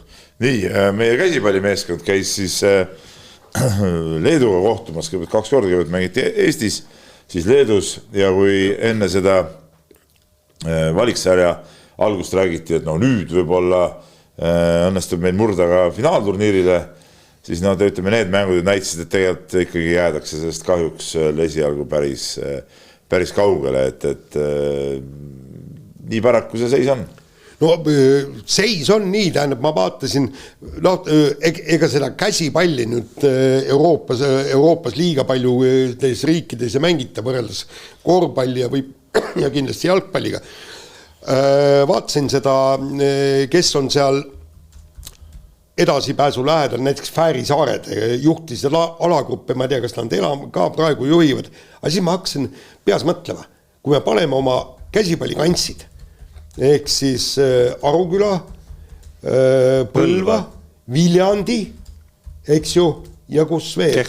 Kehra. Paneme need kokku, kas me saame nii palju inimesi, kui on Fääri saartel? Selle arvutustehti võib teha, aga meil on lihtsalt see käsipalli kandepind on nii kitsas. Ja sa ei saa Tallinnat siiski ka ei saa päris nagu välja võtta siit ja Viimsiski on tegevus siin edasi, et Tallinn ikkagi ei ole ka tühi koht. Jaa, aga no võt siin ongi, meil on tegelikult see kandepind sedavõrd kitsas, et siit nüüd leida väärilist seltskonda, kes suudaks Euroopa meistrivistlustel mängida. Ja kui me saame juba Leedult 10 ja 7, siis tegelikult olgem ausad ja ega meil ei ole seal EM-il ka mitte midagi teha. Eks see plaat on ikkagi lõppkokkuvõttes ju sama, et me vaatame eriti veel olukorras, kus Patraili polnud ja Karl Toomi ei olnud kohal, mehed, kes peaks ikkagi selgelt liidermängijad olema. Et kui me siis vaatame seda koondise listi ja kus need mehed mängivad ja ega ei pea vist järgmisi lauseid ette lugemagi. Ma otsisin üles lihtsalt siin Käsipalliliidu kodulehelt veel selle mängueelse teate, kus oli siis Leedu koosseisust ka ülevaade ja siis tegin endale, tõmbasin joone alla siin ühel lõigul. Aasta parim Leedu käsipallur Karolis Antanavitšus on siis Austria meistriliiga tippklubis, üks liidreid, juhin tähelepanu, siis on seal keegi Gabrielius Virbauskas, resultatiivse mängija Rumeenia meistrivõistlustel, teine mees Malašinskas juhib resultatiivsete söötude arvestust, siis on seal Saksamaa esiliiga tippust tegelane, kes võitleb Saksamaa kõrgliigasse pääsu üle ja siis on seal Islandi liigamees veel, kes on Euroopa karikasarja veerandfinaalis, et kõik on veel nagu mängumehed ka oma nendes satsides. Et kui sa võtad selle sama listi, siis tegelikult ei ole meil selles viimases koondises ühtegi, keda sa saaks nagu paberil panna isegi siia listi sisse, et meie parim mees oma klubi tasemelt tuleb seal selle nimekirja ikkagi järele. Teneriani on mänginud veel kõvemates. On üks Rootsi liiga mees, on Islandi liiga mees, aga seal need Saksamaad ja asjad lähevad ikkagi madalamate liigade peale kõik. Et nii ta paraku on ja liiga palju nüüd sellises nagu lähivanuseklassis minu arust ka ei paista, et seal oleks, kui ma mõtlen seal 20. algus või kuidagi sellist ei paista ka seal, et keegi oleks mingi tohutu läbimurde suunas teel, et siin eelmisel nädalal üks uudis, mis vist meediasse jõudnud oli, et siin üks 15-aastane Aruküla poiss käis Barcelona klubis treenimas vist, või ma täpselt seda lugu ei tea, kas seal mingi jätk ka sellel lool lõpuks on, ma pilte nägin. Et lõpuks on meil selliseid arenguid vaja, ükskõik, kas ta on 15-aastane või 18 või seal 20. alguses, et nii nagu kunagi mäletad, millised talendina Patrail näiteks läks, et meil on vaja selliseid edulugusid ja seal ka ühest ei piisa. Nii, aga võtame järgmise teema ja räägime natukene ootustest, et Eesti jalgpallikoondis mängib nüüd sel nädalal juba esimesed valikmängud. Ott Tänak Keenia rallil, Johannes Erm läheb püüdlemas ise MM-ile medalit ja ütleme niimoodi, et tuleb jälle nagu häbematult tihe nädalavahetus, tegelikult tihedam kui eelmine oli ka niimoodi, et ülekande otsa, kõik see suusatamine, laskesuusatamine, Martin Liiv, kõik vormel 1, täitsa hulluks mine. Jaa, aga kuidagi, ma ei tea, millest, mis see võib-olla vahepeal on liiga palju, see sai MM-id olid, aga kuidagi enam need suusa ja laskesuusa ülekanded ei tõmmanud nagu niimoodi käima pärast. Ega ei tõmmanud. Selgelt kuidagi on maha läinud, see pingelangus on ikka päris suur pärast suur võistlust. Nüüd pööde lahkumise etendus kindlasti on nagu emotsionaalselt nagu vägev ja kindlasti vaatan, aga ma vaatasin, aga mul ei olnud nagu seda seda erutust nagu üldse nagu. No vaata, mis seal juhtus veel laskesuusa puhul on ju see, et meil veel Tuuli Toomingas Susan Külm tulid siis kodumaale, eks need tulid sellest karussellist maha, Toominga puhul veel eriti kohas, kus justkui nagu tõusis korraks nagu. No jaa, aga üldiselt ma vaatan ikkagi nagu seda muu maailma, seal mul on ka mingid omad mingid lemmikud ja mingid asjad, keda sa ikka jälgid ja vaatad ja aga ikka, ütleme pärast MM-i need etapid on alati sellised, et see pinge on ikka maas. Ja tegelikult ta nii on. Aga Ott Tänak ja Keenia ralli. Et võib-olla võiks nagu selle kalendri teha nii, et MM-i kõlpib hooaeg ära, aga samas sellepärast liiga vara jälle ära. Ma saan nagu sellest ka pointist nagu aru. Üks päris, ma ei tea, tobe on nagu loll sõna selle kohta, aga üks asi, mis aina rohkem hakkab häirima ikkagi Põhjamaa inimesena nende suusaülekannete puhul. Et ma ei mäleta enam suusaülekannet, vahet ei ole, kas see on laskesuusk, murdmaasuusk või kahevõistlus, kus oleks suusatatud normaalse lume peal. Et see, mis toimub viimasel ajal, nädalast nädalasse, on ju see, et suusatatakse mingis, no nagu meil lauluväljakul põhimõtteliselt ka seal praegu on, lihtsalt mingi sopa sees, no nagu valge sopa sees lihtsalt. See ei ole nagu mingi normaalne suusatamine. Lühikses pükstes suusatavad. Ei no lihtsalt tõusust üles minek. Ma ei tea, kas te nägite. Lühikses pani tahe. Ma ei tea, kas te nägite seda videot, kus meil Madis Kalvet käis seal nende teiste väljaannete kolleegidega kolleegidega võidu sõitmas. Ära hakka üldse rääkima. No, kas nüüd tõesti ei olnud siis paremat suusad, ma ei tea, helistavad mulle siis kas või Jaanile või vanad maratoni hundid oleks seal näidanud, kuidas asi tegelikult käib ja saadi totaalne pupujuhku nagu saati sinna Saaremaa mees. Ja kurat, Saaremaal ei ole kunagi keegi osanud suusatada ja polegi suuski seal. Jaa, aga seda... Ja siis siuke mees saetakse sinna seda tõusu võittis ära ju. Talle ei ole, ei no, vastad oli veel nõrgem. Ei, seal oli täpselt, seal see vahe oligi, et sellel tasemel, kui sa ei oska sõita selles lumesupis nagu korralikult üles, siis midagi üleselt takerdudki lihtsalt. Taset ju ei olnudki. Tarmo, me oleks Peebuga ka klassikalises tehnikas ära võitnud kogu selle. Äkki käime ära seal ikka. Rahulikult. Niimoodi. Kusjuures Hans Kroiss personaalselt mulle. Kristjan Koll vist oli, jah? Suusaliidust. Ei, see Koll. Ei, ta kuulab meid, ma loodan. Ei, no kõik on võistlus läbi. Võistlus läbi. Oli homme või? Homme mulle. Päris võistlus. Ja mina pean sellest kirjutama. Nii, oli homme. Nii, neljapäeval, ma arvan, see rada on alles veel kenasti. Ajad on kirjas. Mis me enam sinna lähme? Mis enam annab? Karikad on juba jagatud. Mis Madis sai ka mingi auhinna selle võidu eest? See oli hirmus. Nii, ja on see, et me jalkast Keenia rallist ega Johannes Ermist pole muidugi sõnagi veel rääkinud, mis oli teema eesmärk. Tänak võidab Keenias, Erm saab medali ja jalka kohta ma ei oska midagi ütelda. Iisrael ja Moldova on. Ei, ma tean küll, aga on siis ees ootamas. Ma ei ole veel ausalt viinud ennast nagu ausalt jalkalainele. Ei no mis seal laine? Ma väga sügavalt ei ole veel vaadanud, ma tean, meil mõned mehed on puudu, eks ole, aga ma ei ole väga süüvinud, et kes mis... Kuule, jalkas on väga lihtne, kui sa tahad üldse olla mingiski mängus, keskmiseski mängus, okei, ma ei räägi, et sa lähed seda alagruppe võitma, aga siis lihtsalt Iisraeli tuleb võita, mitte midagi teha ei ole. No on ju nii. Iisrael on kindlasti ja Moldov on ka need võistkonnad, kelle võitmist me keda meil on võimalik võita. Meil tuleb sealt, võib tulla ju Saksamaa ka, mis me hakkame Saksamaad võitma. Norrat hakkame võitma. Meil on 2 satsi, keda võib võita ja neid tulebki võita. Nii. No nii, aga kas tuleme tagasi ikkagi siin, see on küll teema, millest võiks pikalt rääkida, aga tuleme siiski korraks tagasi selle teema juurde, mis siin saate alguses korraks käis läbi ja mida Jaan reklaamis juba eelmisel nädalal. Ehk siis Jaan käis tegemas intervjuud Eesti kõige spordisõbralikuma õpetaja tiitli saanud endise tippsuusataja Piret Niglasega. Ja tõesti väga huvitav lugu oli ja huvitav oli neid mõtteid lugeda. Ja see, mis meil siin eelmises saates juba läbi käis, ma arvan, et oli eelkõige siis see koht, kus Piret Niglas oma põhimõtetest rääkides ütles muuhulgas, et sport tuleks teha kõikidele, jutt käib siis lastest, kõigile moel või teisel meeldivaks. Tema kui liikumisõpetaja peamine ülesanne on siis see ja on näha siis laiemat pilti, mitte pelgalt neid tulemusi taga ajada. Ehk siis kui me selle Kossu konteksti tõime, siis jah, spordis ta rääkis ka tulemuste nii-öelda ülespanekust ja sellest, et ütleme siis viimasteks jääjate jaoks spordi meeldivaks tegemise eesmärgil on täitsa mõistlik neid tulemusi mitte viimasteni välja üles panna.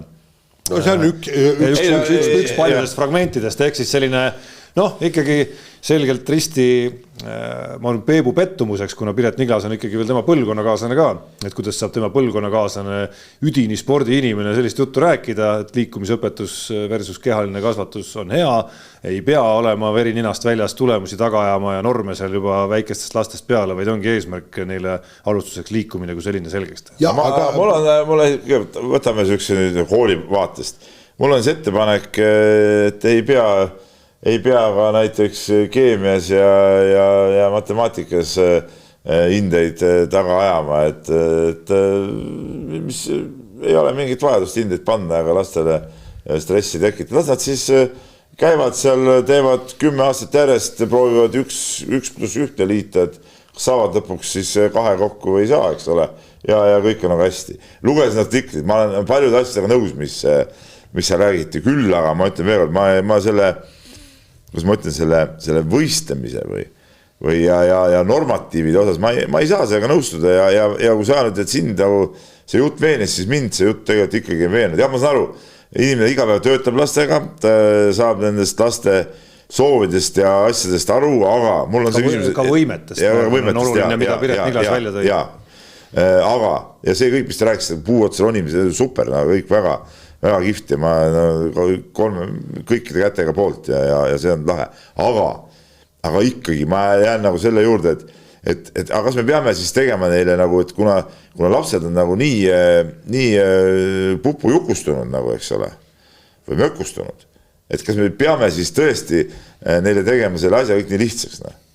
Et ei pea, ja see jutt sellest, et oi, et kui mul on siin mingi norm või ma olen siin kuskil tulemustes seal tagapool, et oi, siis mul nagu sport muutub mulle vastikuks.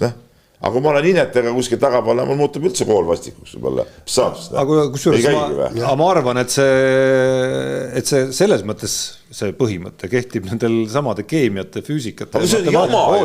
Tarmo, see on ju jama. Oota, ma ei taha rääkida normatiivide puudumisest, aga see, et sa võiks muuta need aineõpetajana nagu ka meeldivaks. Ma arvan, et lõpptulemusena oleks see, mida sa päriselt omandad nendes ainetes, oluliselt suurem kui see, mida me sellisest, ma jõudsin taasiseseisvunud Eesti koolis ka käia, aga mida me sellest nii-öelda klassikalisest vanaaegsest koolisüsteemist päriselt nendest ainetest kätte saime. Pigem tuupisime, vedasime kuskilt sealt läbi midagi ja palju meil sellest tegelikult meele. Ei, minu füüsikaõpetaja Toivo Prügel tõi näite, kui rääkis füüsikas määrdeainetest, et vanal Eesti ajal panti ratta sinna rummu vahele, pandi sitta ja sitt on ka määrdeained. See on hea näide sellest, kuidas tehti ka aine huvitavaks. Ja mina mäletan näiteks siiamaani meie füüsikaõpetaja Valju Mölder, kes rääkis maa külgetõmbe jõust ja siis viskas sinna nalja, ma ei tea, mis iganes 5., 6. või mis klass see oli, et vahel näete te purjus inimest tänaval, kellel maa külgetõmbe jõuga on teatud probleemid tekkinud. Siiamaani mäletan seda lauset. Ei, kõik on õige. Kõik on õige ja peabki meeldivaks tegema. See, mida teeb Piret Niglas nende tunni sisudes seal, et teeb huvitavad asjad, see kõik ongi õige, see on 100% õige, aga see ei tähenda seda, et kui mul tehakse füüsika või matemaatika huvitavaks või õpetatakse huvitavad, et mu teadmisi ei peaks kontrollima hinnetega. Ikka peab, loomulikult peab. Ja sama asi on ka selle spordiga, kehalise kasvatusega. Sa teed see tunni huvitavaks, aga füüsilisi võimeid sa pead kontrollima, sa pead suutma teatud asju ära teha. Ei, aga kuskil pole kirjas, et ta seda ei tee. Et ta ju näeb ja ta ütles, et meil on ju kõik need võistlused ja kõik toimuvad vastavalt meie võimalustele, eks. Me mängime, nagu ta oli. Ei, ma räägin ka tava hindete panekut näiteks. Ei, aga ma ei tea, kas seal hindeid pannakse mitte, aga Peep, üks asi oli see, et ta, nagu ta ütles, ta on kõige selleni jõudnud läbi praktika, ehk siis 20 aasta tööaval ja ta ütles ka, et ta esialgu, ta tahtis, nagu ta kirjeldaski, ma tahtsin liiga ruttu ja liiga palju. Ma lugesin Jaan seda. No just see, aga... Siin on, võib temaga võib nõustuda päris paljus asjad, aga ma ütlen veel kord, et kas ei ole mitte liiga nagu järeleandlikkus sellele valitsevale mentaliteedile.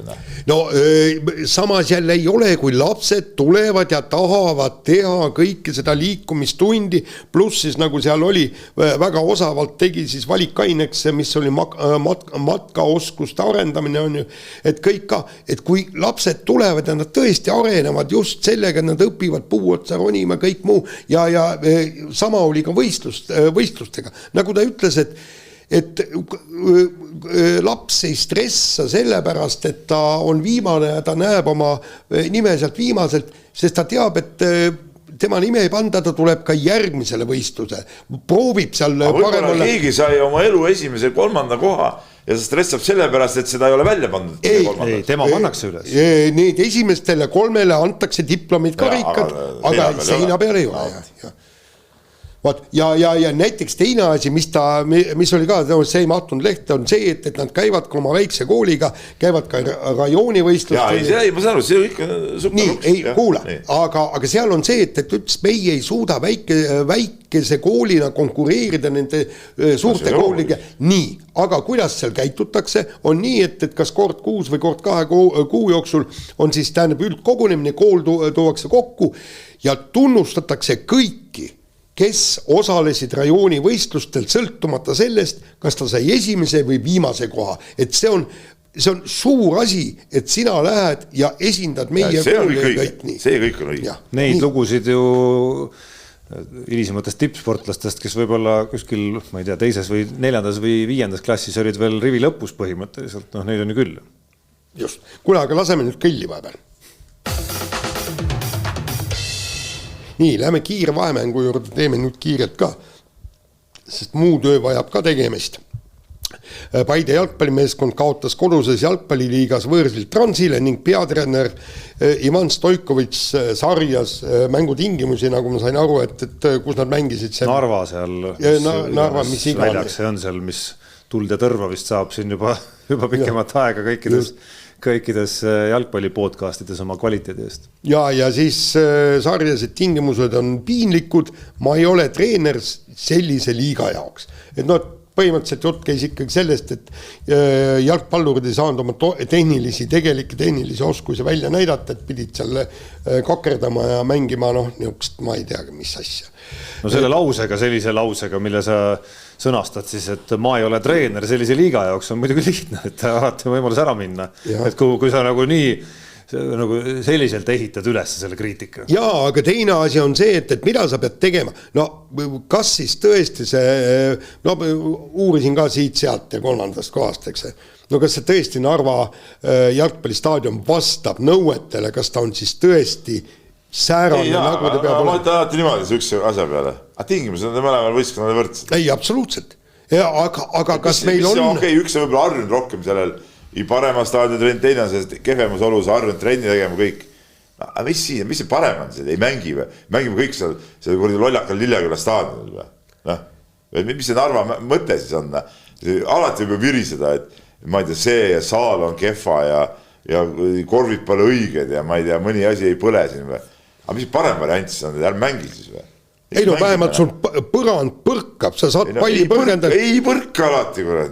No ikka põrkab, sest sellist probleemi ikkagi sisealadele. Ikka juhtub, et seal, ma ei tea, mõni korv on kuskil mingi kipakas ja ikka juhtub siukseid asju, on eluaeg juhtunud, ma ei tea, tabloo ei tööta ja mis teha siis, see oli alles, Pärnu mängis, võitid ajakirjandus sellest kinni, te ei kirjutanud kuskil sellest, mis pull oli seal, Pärnu ja Valmiera viimane mäng nüüd see nädalavahetus, et polnud tabloo nii skoori kui ka aega, öeldi mikrofonist kogu aeg, iga rünnak hakkas siin mingi 10, 9, koolis 8, kunagi, nagu koolivõistlustel kunagi. Vahepeal käis suvas hetkel, see ei jõudnud see info teie. Ja aga see on ikkagi nagu ühekordne äpardus.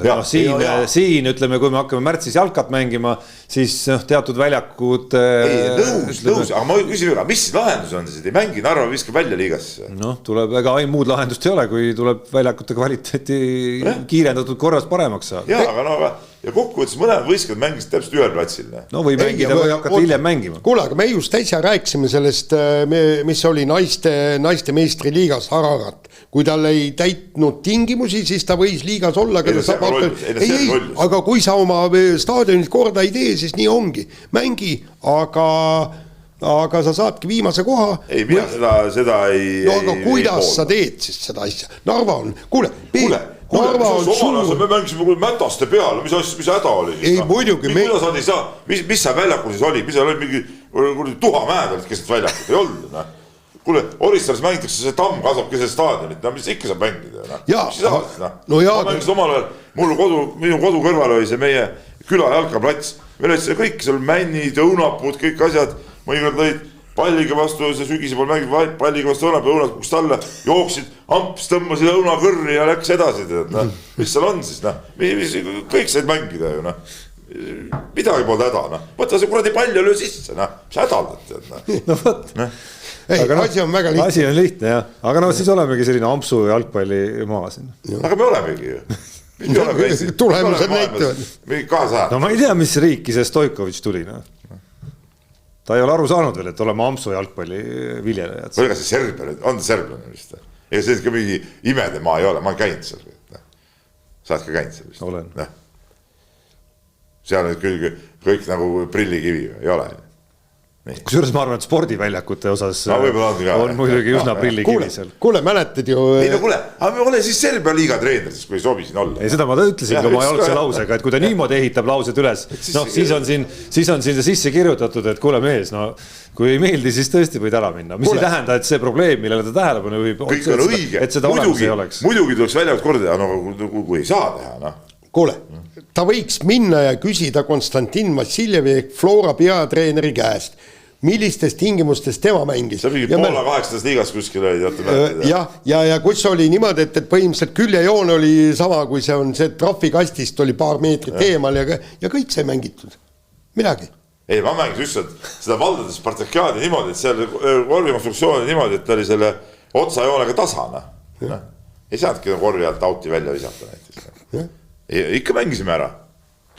Nii, aga jääme jalgpalli juurde, rääkisime siin eelmisel nädalal ja on ka meedias poolteise nädala jooksul palju juttu olnud loost siis, kus hooaeg tagasi või aasta tagasi või natukene rohkem FC Kuressaare eest mängides rängalt vigastada saanud Otto Robert Lipp andis intervjuu nüüd aasta hiljem Õhtulehele või osales seal jalgpalli podcastis ja muulgas siis pinnimise peale tunnistas üles, et ta pidi kõik need raviarved ja operatsiooni ise kinni maksma ja klubi põhimõtteliselt ikkagi tõstis käed ja ütles, et pead ise hakkama saama. Sellest hoolimata on Lipp siis sel hooajal tagasi Kuressaares. Selle loo ilmsiks tulek tekitas jalgpalliringkondades ikkagi päris kõva tormi, päris palju kirgi, initsieeris ka Markus Jürgensoni eestvedamisel või tema oli üks peamise eestvedajaid seal rahakogumiskampaania põhimõtteliselt, aga see, mille see kaasa tõi, oli lõpuks siis see, et Kuressaare klubi sekkus ka lõpuks ise, südametunnistus hakkas vist selle kära peale piinama ja klaaris nii-öelda arved ära oma ka endiselt ka tänase mängijaga ja teine asi, mis siit sellest loost välja tuli, ma arvan, oli üks päris olulisel teemal arutelu, Peepki siin Peebugi laused, mis ta siin eelmisel nädalal rääkis, leidsid Sokkerneti jalgpalli podcastis Jürgensoni suu läbi näiteks värskelt tsiteerimist. Et see on teema... Sa ei kriitikat kusagit? Ei, ta lihtsalt Jürgenson, ütleme, muljetas selle kohta, et kuidas erinevates klubides asjad käivad ja ma arvan, et see laiendus on tõepoolest see, et see on üks päris keeruline, nagu sa ka rääkisid, üsna keeruliselt hallatav koht, mida allapoole, mida väiksema eelarve klubide juurde sa lähed, me siin räägime jalgpallist, mis deklareerib, miks see, ma arvan, see möll nii suureks läks. Siin on ikkagi liiga, mis deklareerib ennast sellise nagu täis profiliigana ja sõnastab väga kõrgelt oma ambitsiooni. Korvpalli puhul võib ka seda rääkida, aga ma arvan, et kui me läheme väiksemate liigade juurde, kus võib-olla palk palkasidki mängus üldse ei ole, kus lepinguid, mingisugused töölepinguid ja selliseid lepinguid mängus ei ole, noh, siis ma arvan, et see on väga valdav, et sa oledki täiesti üksinda selles olukorras väga tihti. Aga me rahul oleme, et olukord lahenes nagu hästi, vaata, et meedia jõud on ikka suur tegelikult. Ja tegelikult mis tähendas ka seda, et ma endiselt olen ka pigem, ei heidaks küll absoluutselt kuidagi ette lipule, et ta selle üles tunnistas selle. Ja siin oli ka tulemus käes ja tegelikult oli seal natukene absurdi oli ka kogu selles asjad sees, kui jalgpalliit andis teada, oleks me teadnud, me oleks pool ravirahast kinni maksnud. Mis pagana? No see ei ole jalgpalliliidu asi kuskil mingisuguse klubi mängijatele raviarveid maksta. See ei ole, vabandage väga. Klubid peavad ikka seisma lõpuks seadma eesmärgiks sellistel jalgadel seismis. Jalgpalliit võib tulla appi muidugi, kui on abi vaja. Selles võttes meil on midagi, aga see tagantjärgi süge, aga me oleks võinud. Mis populistlik mäga see nüüd on? Kuule, sinu kui jalgpalliliidu asi on teha reeglid sellised, et see mängijale oleks makstud kinni need raviarved.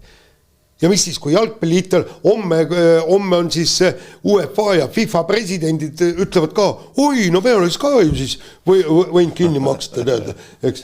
Kõik tahavad mingid kogitükki sealt saada. Nii, ma arvan selle ilma, me praegu läheme edasi selle järgmise, võid ise võtta selle või see seas mind täitsa marru.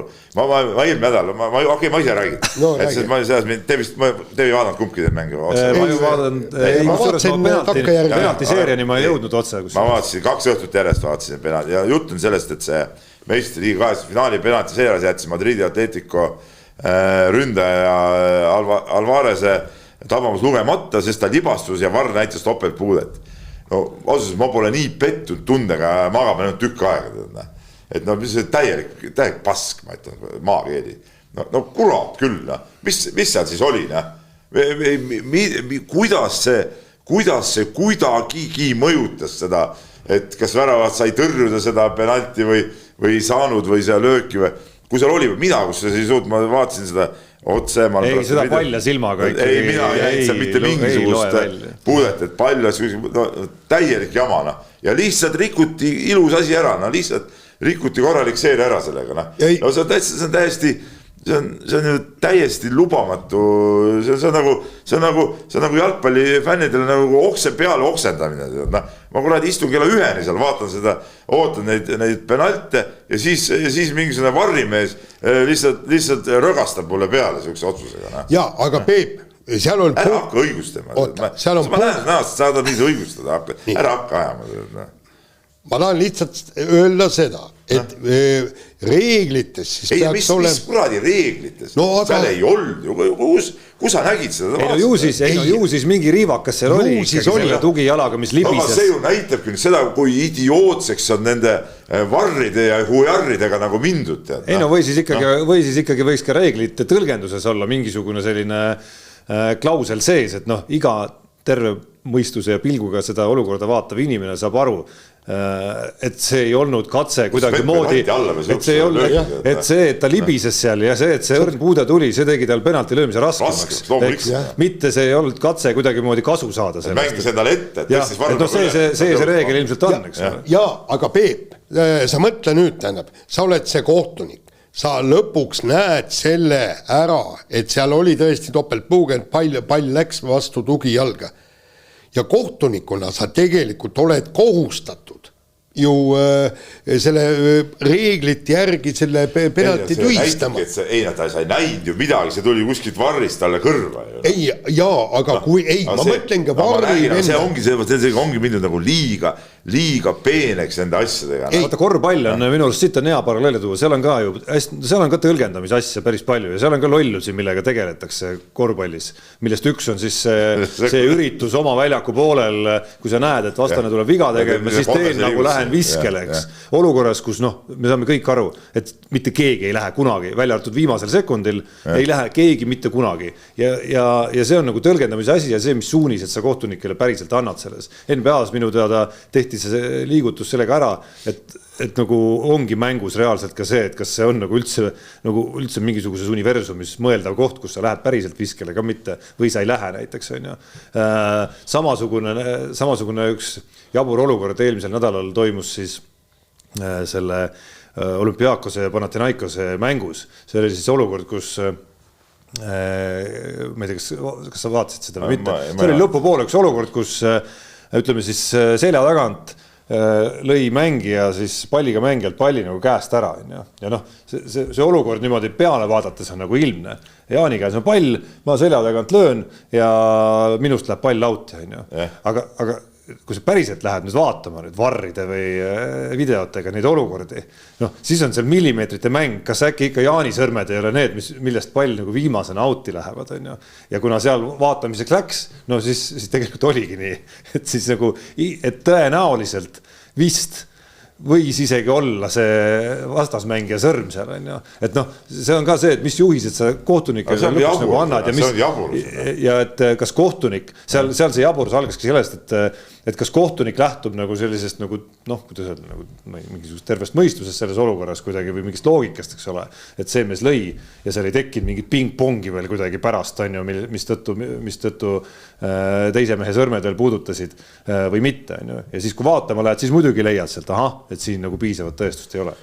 Ja peakski olema reegel nii, kui visuaalselt ei ole näha, siis on kõik korras. Tõsi, seal loomulikult tekivad mingid omad keerukused ka, aga lihtsalt see lõpptulemus antud juhul, sellises olukorras näeb ju jabur välja. Sa saad aru, et keegi ei hakka meelega mingisugust kukkumist etendama selleks, et saaks palli 1 millimeetri võrra endale ette mängida, et siis oleks parem see sisse lüüa kukkumise pealt. Nii, ja viimane teema on siis vormel 1 hooaeg algas päris ägedalt ja päris põnevalt ja tegelikult vaadata oli Austraalia GP ja vihma sadas ja radamärg ja seal oli mida vaadata, ma just eelkõige tahtsingi vaadata, kuidas need nii-öelda Ralf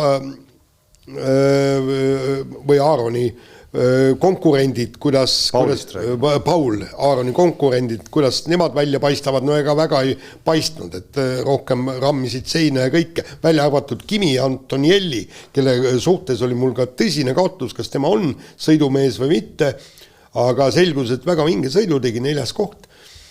Kuigi see on ainult üks sõit, vaata, mis siit edasi tuleb. Ja siis, muidugi tundub, et McLaren on praegu võimas, aga sealgi olid probleemid ja ma ei tea, kui palju te vaatasin, Max Verstappen tõmbas lõpuringil täiesti sappa ja seal... täitsa sappa ei saanud ikka. Seal päris möödasõidu kohta ei tekkinud. Jaa, aga ta tekkis nii palju, et nii kui sa ees vea teed ja McLarenid tegid mõlemad seal vahepeal peaaegu.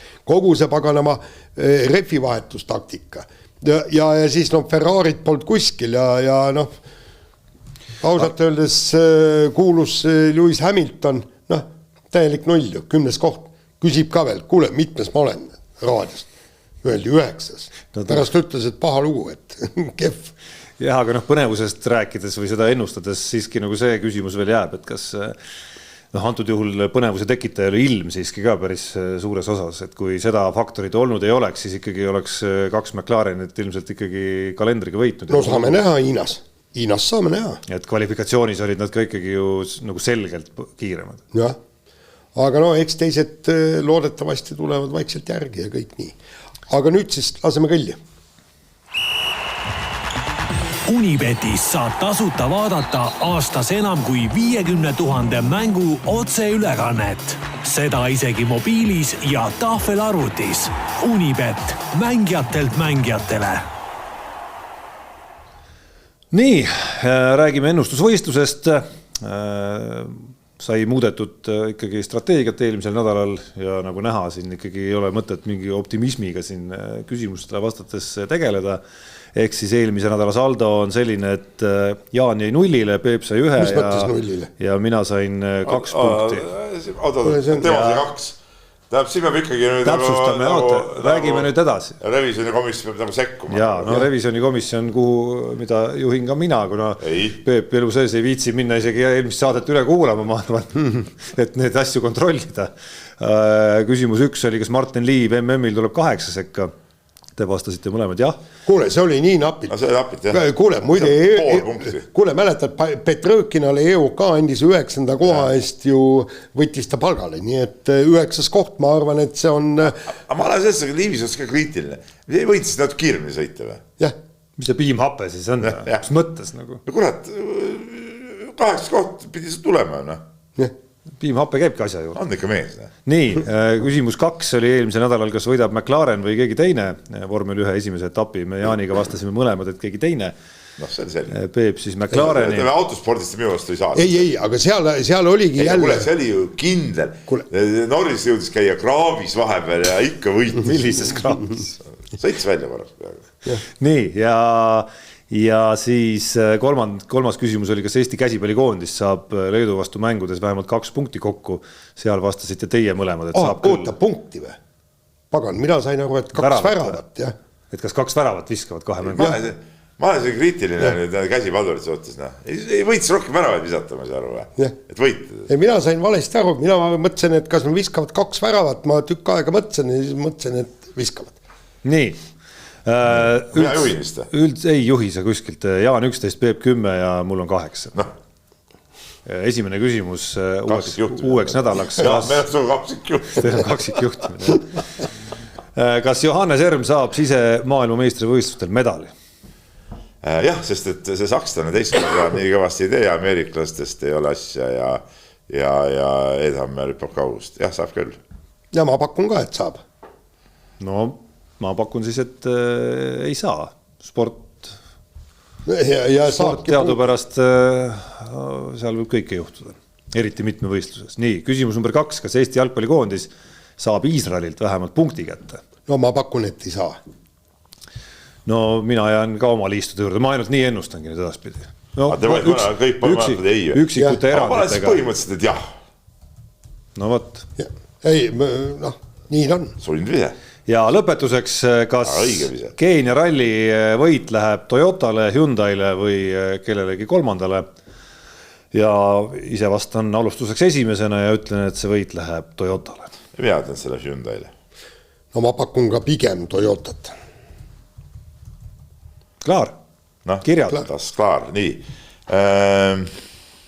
Siin on Tamm on meile kirjutanud kirjandest kombinesoonidest ja ta kirjutas nii, et neljapäeval ilmus ühes väljaandes selline rõõmustav uudis, kus on kirjas, et Kristjan Ilvese pärast ei pea muretsema, Norra kahevõistlejad on puhtad.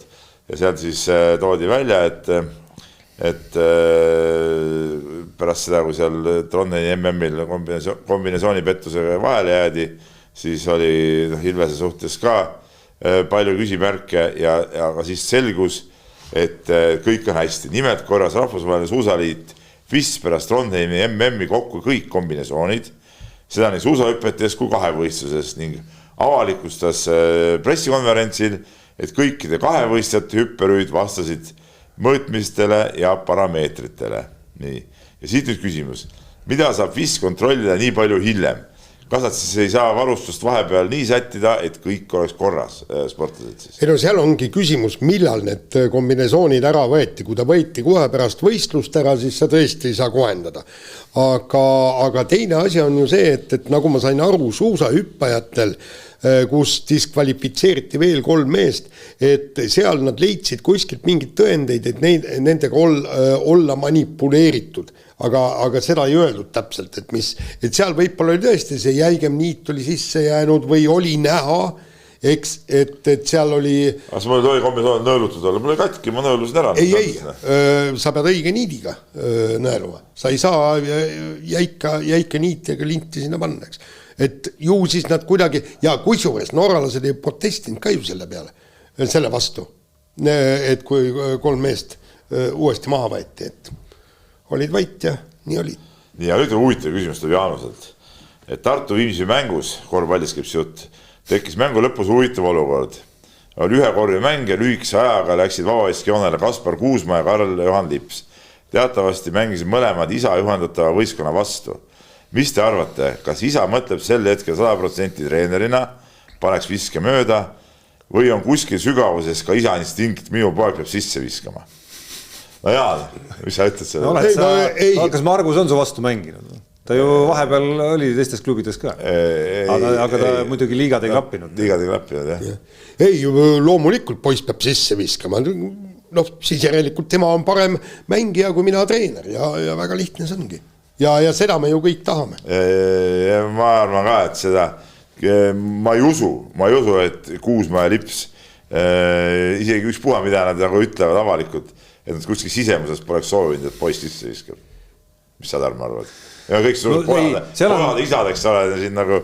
Ma pole küll treener olnud, ma nagu esimese asjana mõtlen, et kui ma treener oleks, kas ma nagu vaevan oma pead sellel hetkel nüüd nagu sellega, et nagu pane nüüd mööda, nagu fännina, nagu fänn on see, et sellel hetkel, kui vastasvõistkonna mängija viskab vaba viskeid, sa tegelikult nagu elad kaasa, et pane nüüd mööda, eks ole. Et kui sa treener oled, ma arvan, et sa ei mõtle esiteks sellel hetkel, et sa võib-olla jälgid sündmusi ja nagu võtad vastu selle, mis sealt nagu tuleb reaalselt. Ja sisimas lõppkokkuvõttes ma arvan, et igal juhul on sul hea meel, kui su lapsel hästi läheb. Isegi kui ta vastas võistkonnas on. Samas, tähendab, kui ta viskab sisse, siis kodus saab ikka võtta, et pagan küll, kurat, rikkusid mul ära kõik selle mängu, et kuradi poiss tead. Nii, aga herr Hunter kirjutab meile sihukese küsimuse. Ma mõtlesin, ma helistan Erki Noolele küsin, aga mul lõpuks meelest ära. Ei, mul oli ka sama mõte, aga ma see tuleb kodutööna ikkagi ära teha järgmiseks saateks. Peep sinu peal. Ja ta praegu on ju seal MM-il ja me ei saa seda. Kirjutada saab. Kirjutada saab, jah. Aga küsimus oli selline, kas keegi oskab aimata, palju oleks 54 aastat Erki Nool hetkel võimeline teivast hüppama. Ütleme üks pikk nädalavahetus harjutamiseks, et kas olümpiavõit ületaks 4 meetrit rohkem, millega enamik noori sportlasi on ka hädas. Aga mis me pakume? No füüsiliselt on ta iseenesest ju heas vormis. Tead mis? 4 meetrit on päris kõrge. Päris kõrge ikkagi ja Erki Nool on 54 aastane, minu aasta mees. No ta võib olla 54, aga ta on ikkagi vormi poolest, ta teeb meile, ma olen tast ümmarguselt 10 aastat noorem, aga ta on kindlasti must paremas. 4 meetri hüppamisse pead ikka päris kõvasti peale jooksma ja päris kõvasti ennast siin ülestab, see ei ole nii lihtne. Tead mis, ma rääkisin paar aastat tagasi Erki Noolega, kuidagi tuli jutuks sportvõimlemine, vaata ta ju rääkis, ta tegi akrobaatikat ja sportvõimlemist ja kõik noorel ajal treeningud ja küsisin, et kas ta praegu ka veel päikes ära teeb, ehk siis sellel kangil täis tiiru, eks. Ma ei mäleta, mis ta ütles omal ajal tegi, aga rihmadega tegi ära, eks, aga ta ütles, et ta seisab tänapäevani Andrianovi risti ära küll ainult rannetel. Tead see rõõmasta peal. Aga ta ütles, et ta teeb siiamaani, käib võimlemissaalis aeg-ajalt ja teeb harjutusi ja tegelikult on jube heas vormis. Tahaks nagu arvata, et hüppaks ära küll 4. Ei, see oleks lahe küll. Lihtsalt, esiteks, kuna ta on hea vorm ja teiseks, mis pole muidugi võrreldav sellega, mis ta oli sportlasena ja teiseks ta ikkagi nagu valdab teivashüpet. Kuigi, kui ma mõtlen ajakirjanike 10-võistluse algusaegade peale, siis seal oli, ma ei mäleta, kas Peep mäletad seda legendaarset võistlust, mis oli Tartu Ülikooli staadionil ja kas oli see Rainer Nõlvak või kes see seal oli, kes hüppas 3,5 meetrit teivast? Ei, mis teivast, kes hüppas meie koos ja vaata see golfivend ju.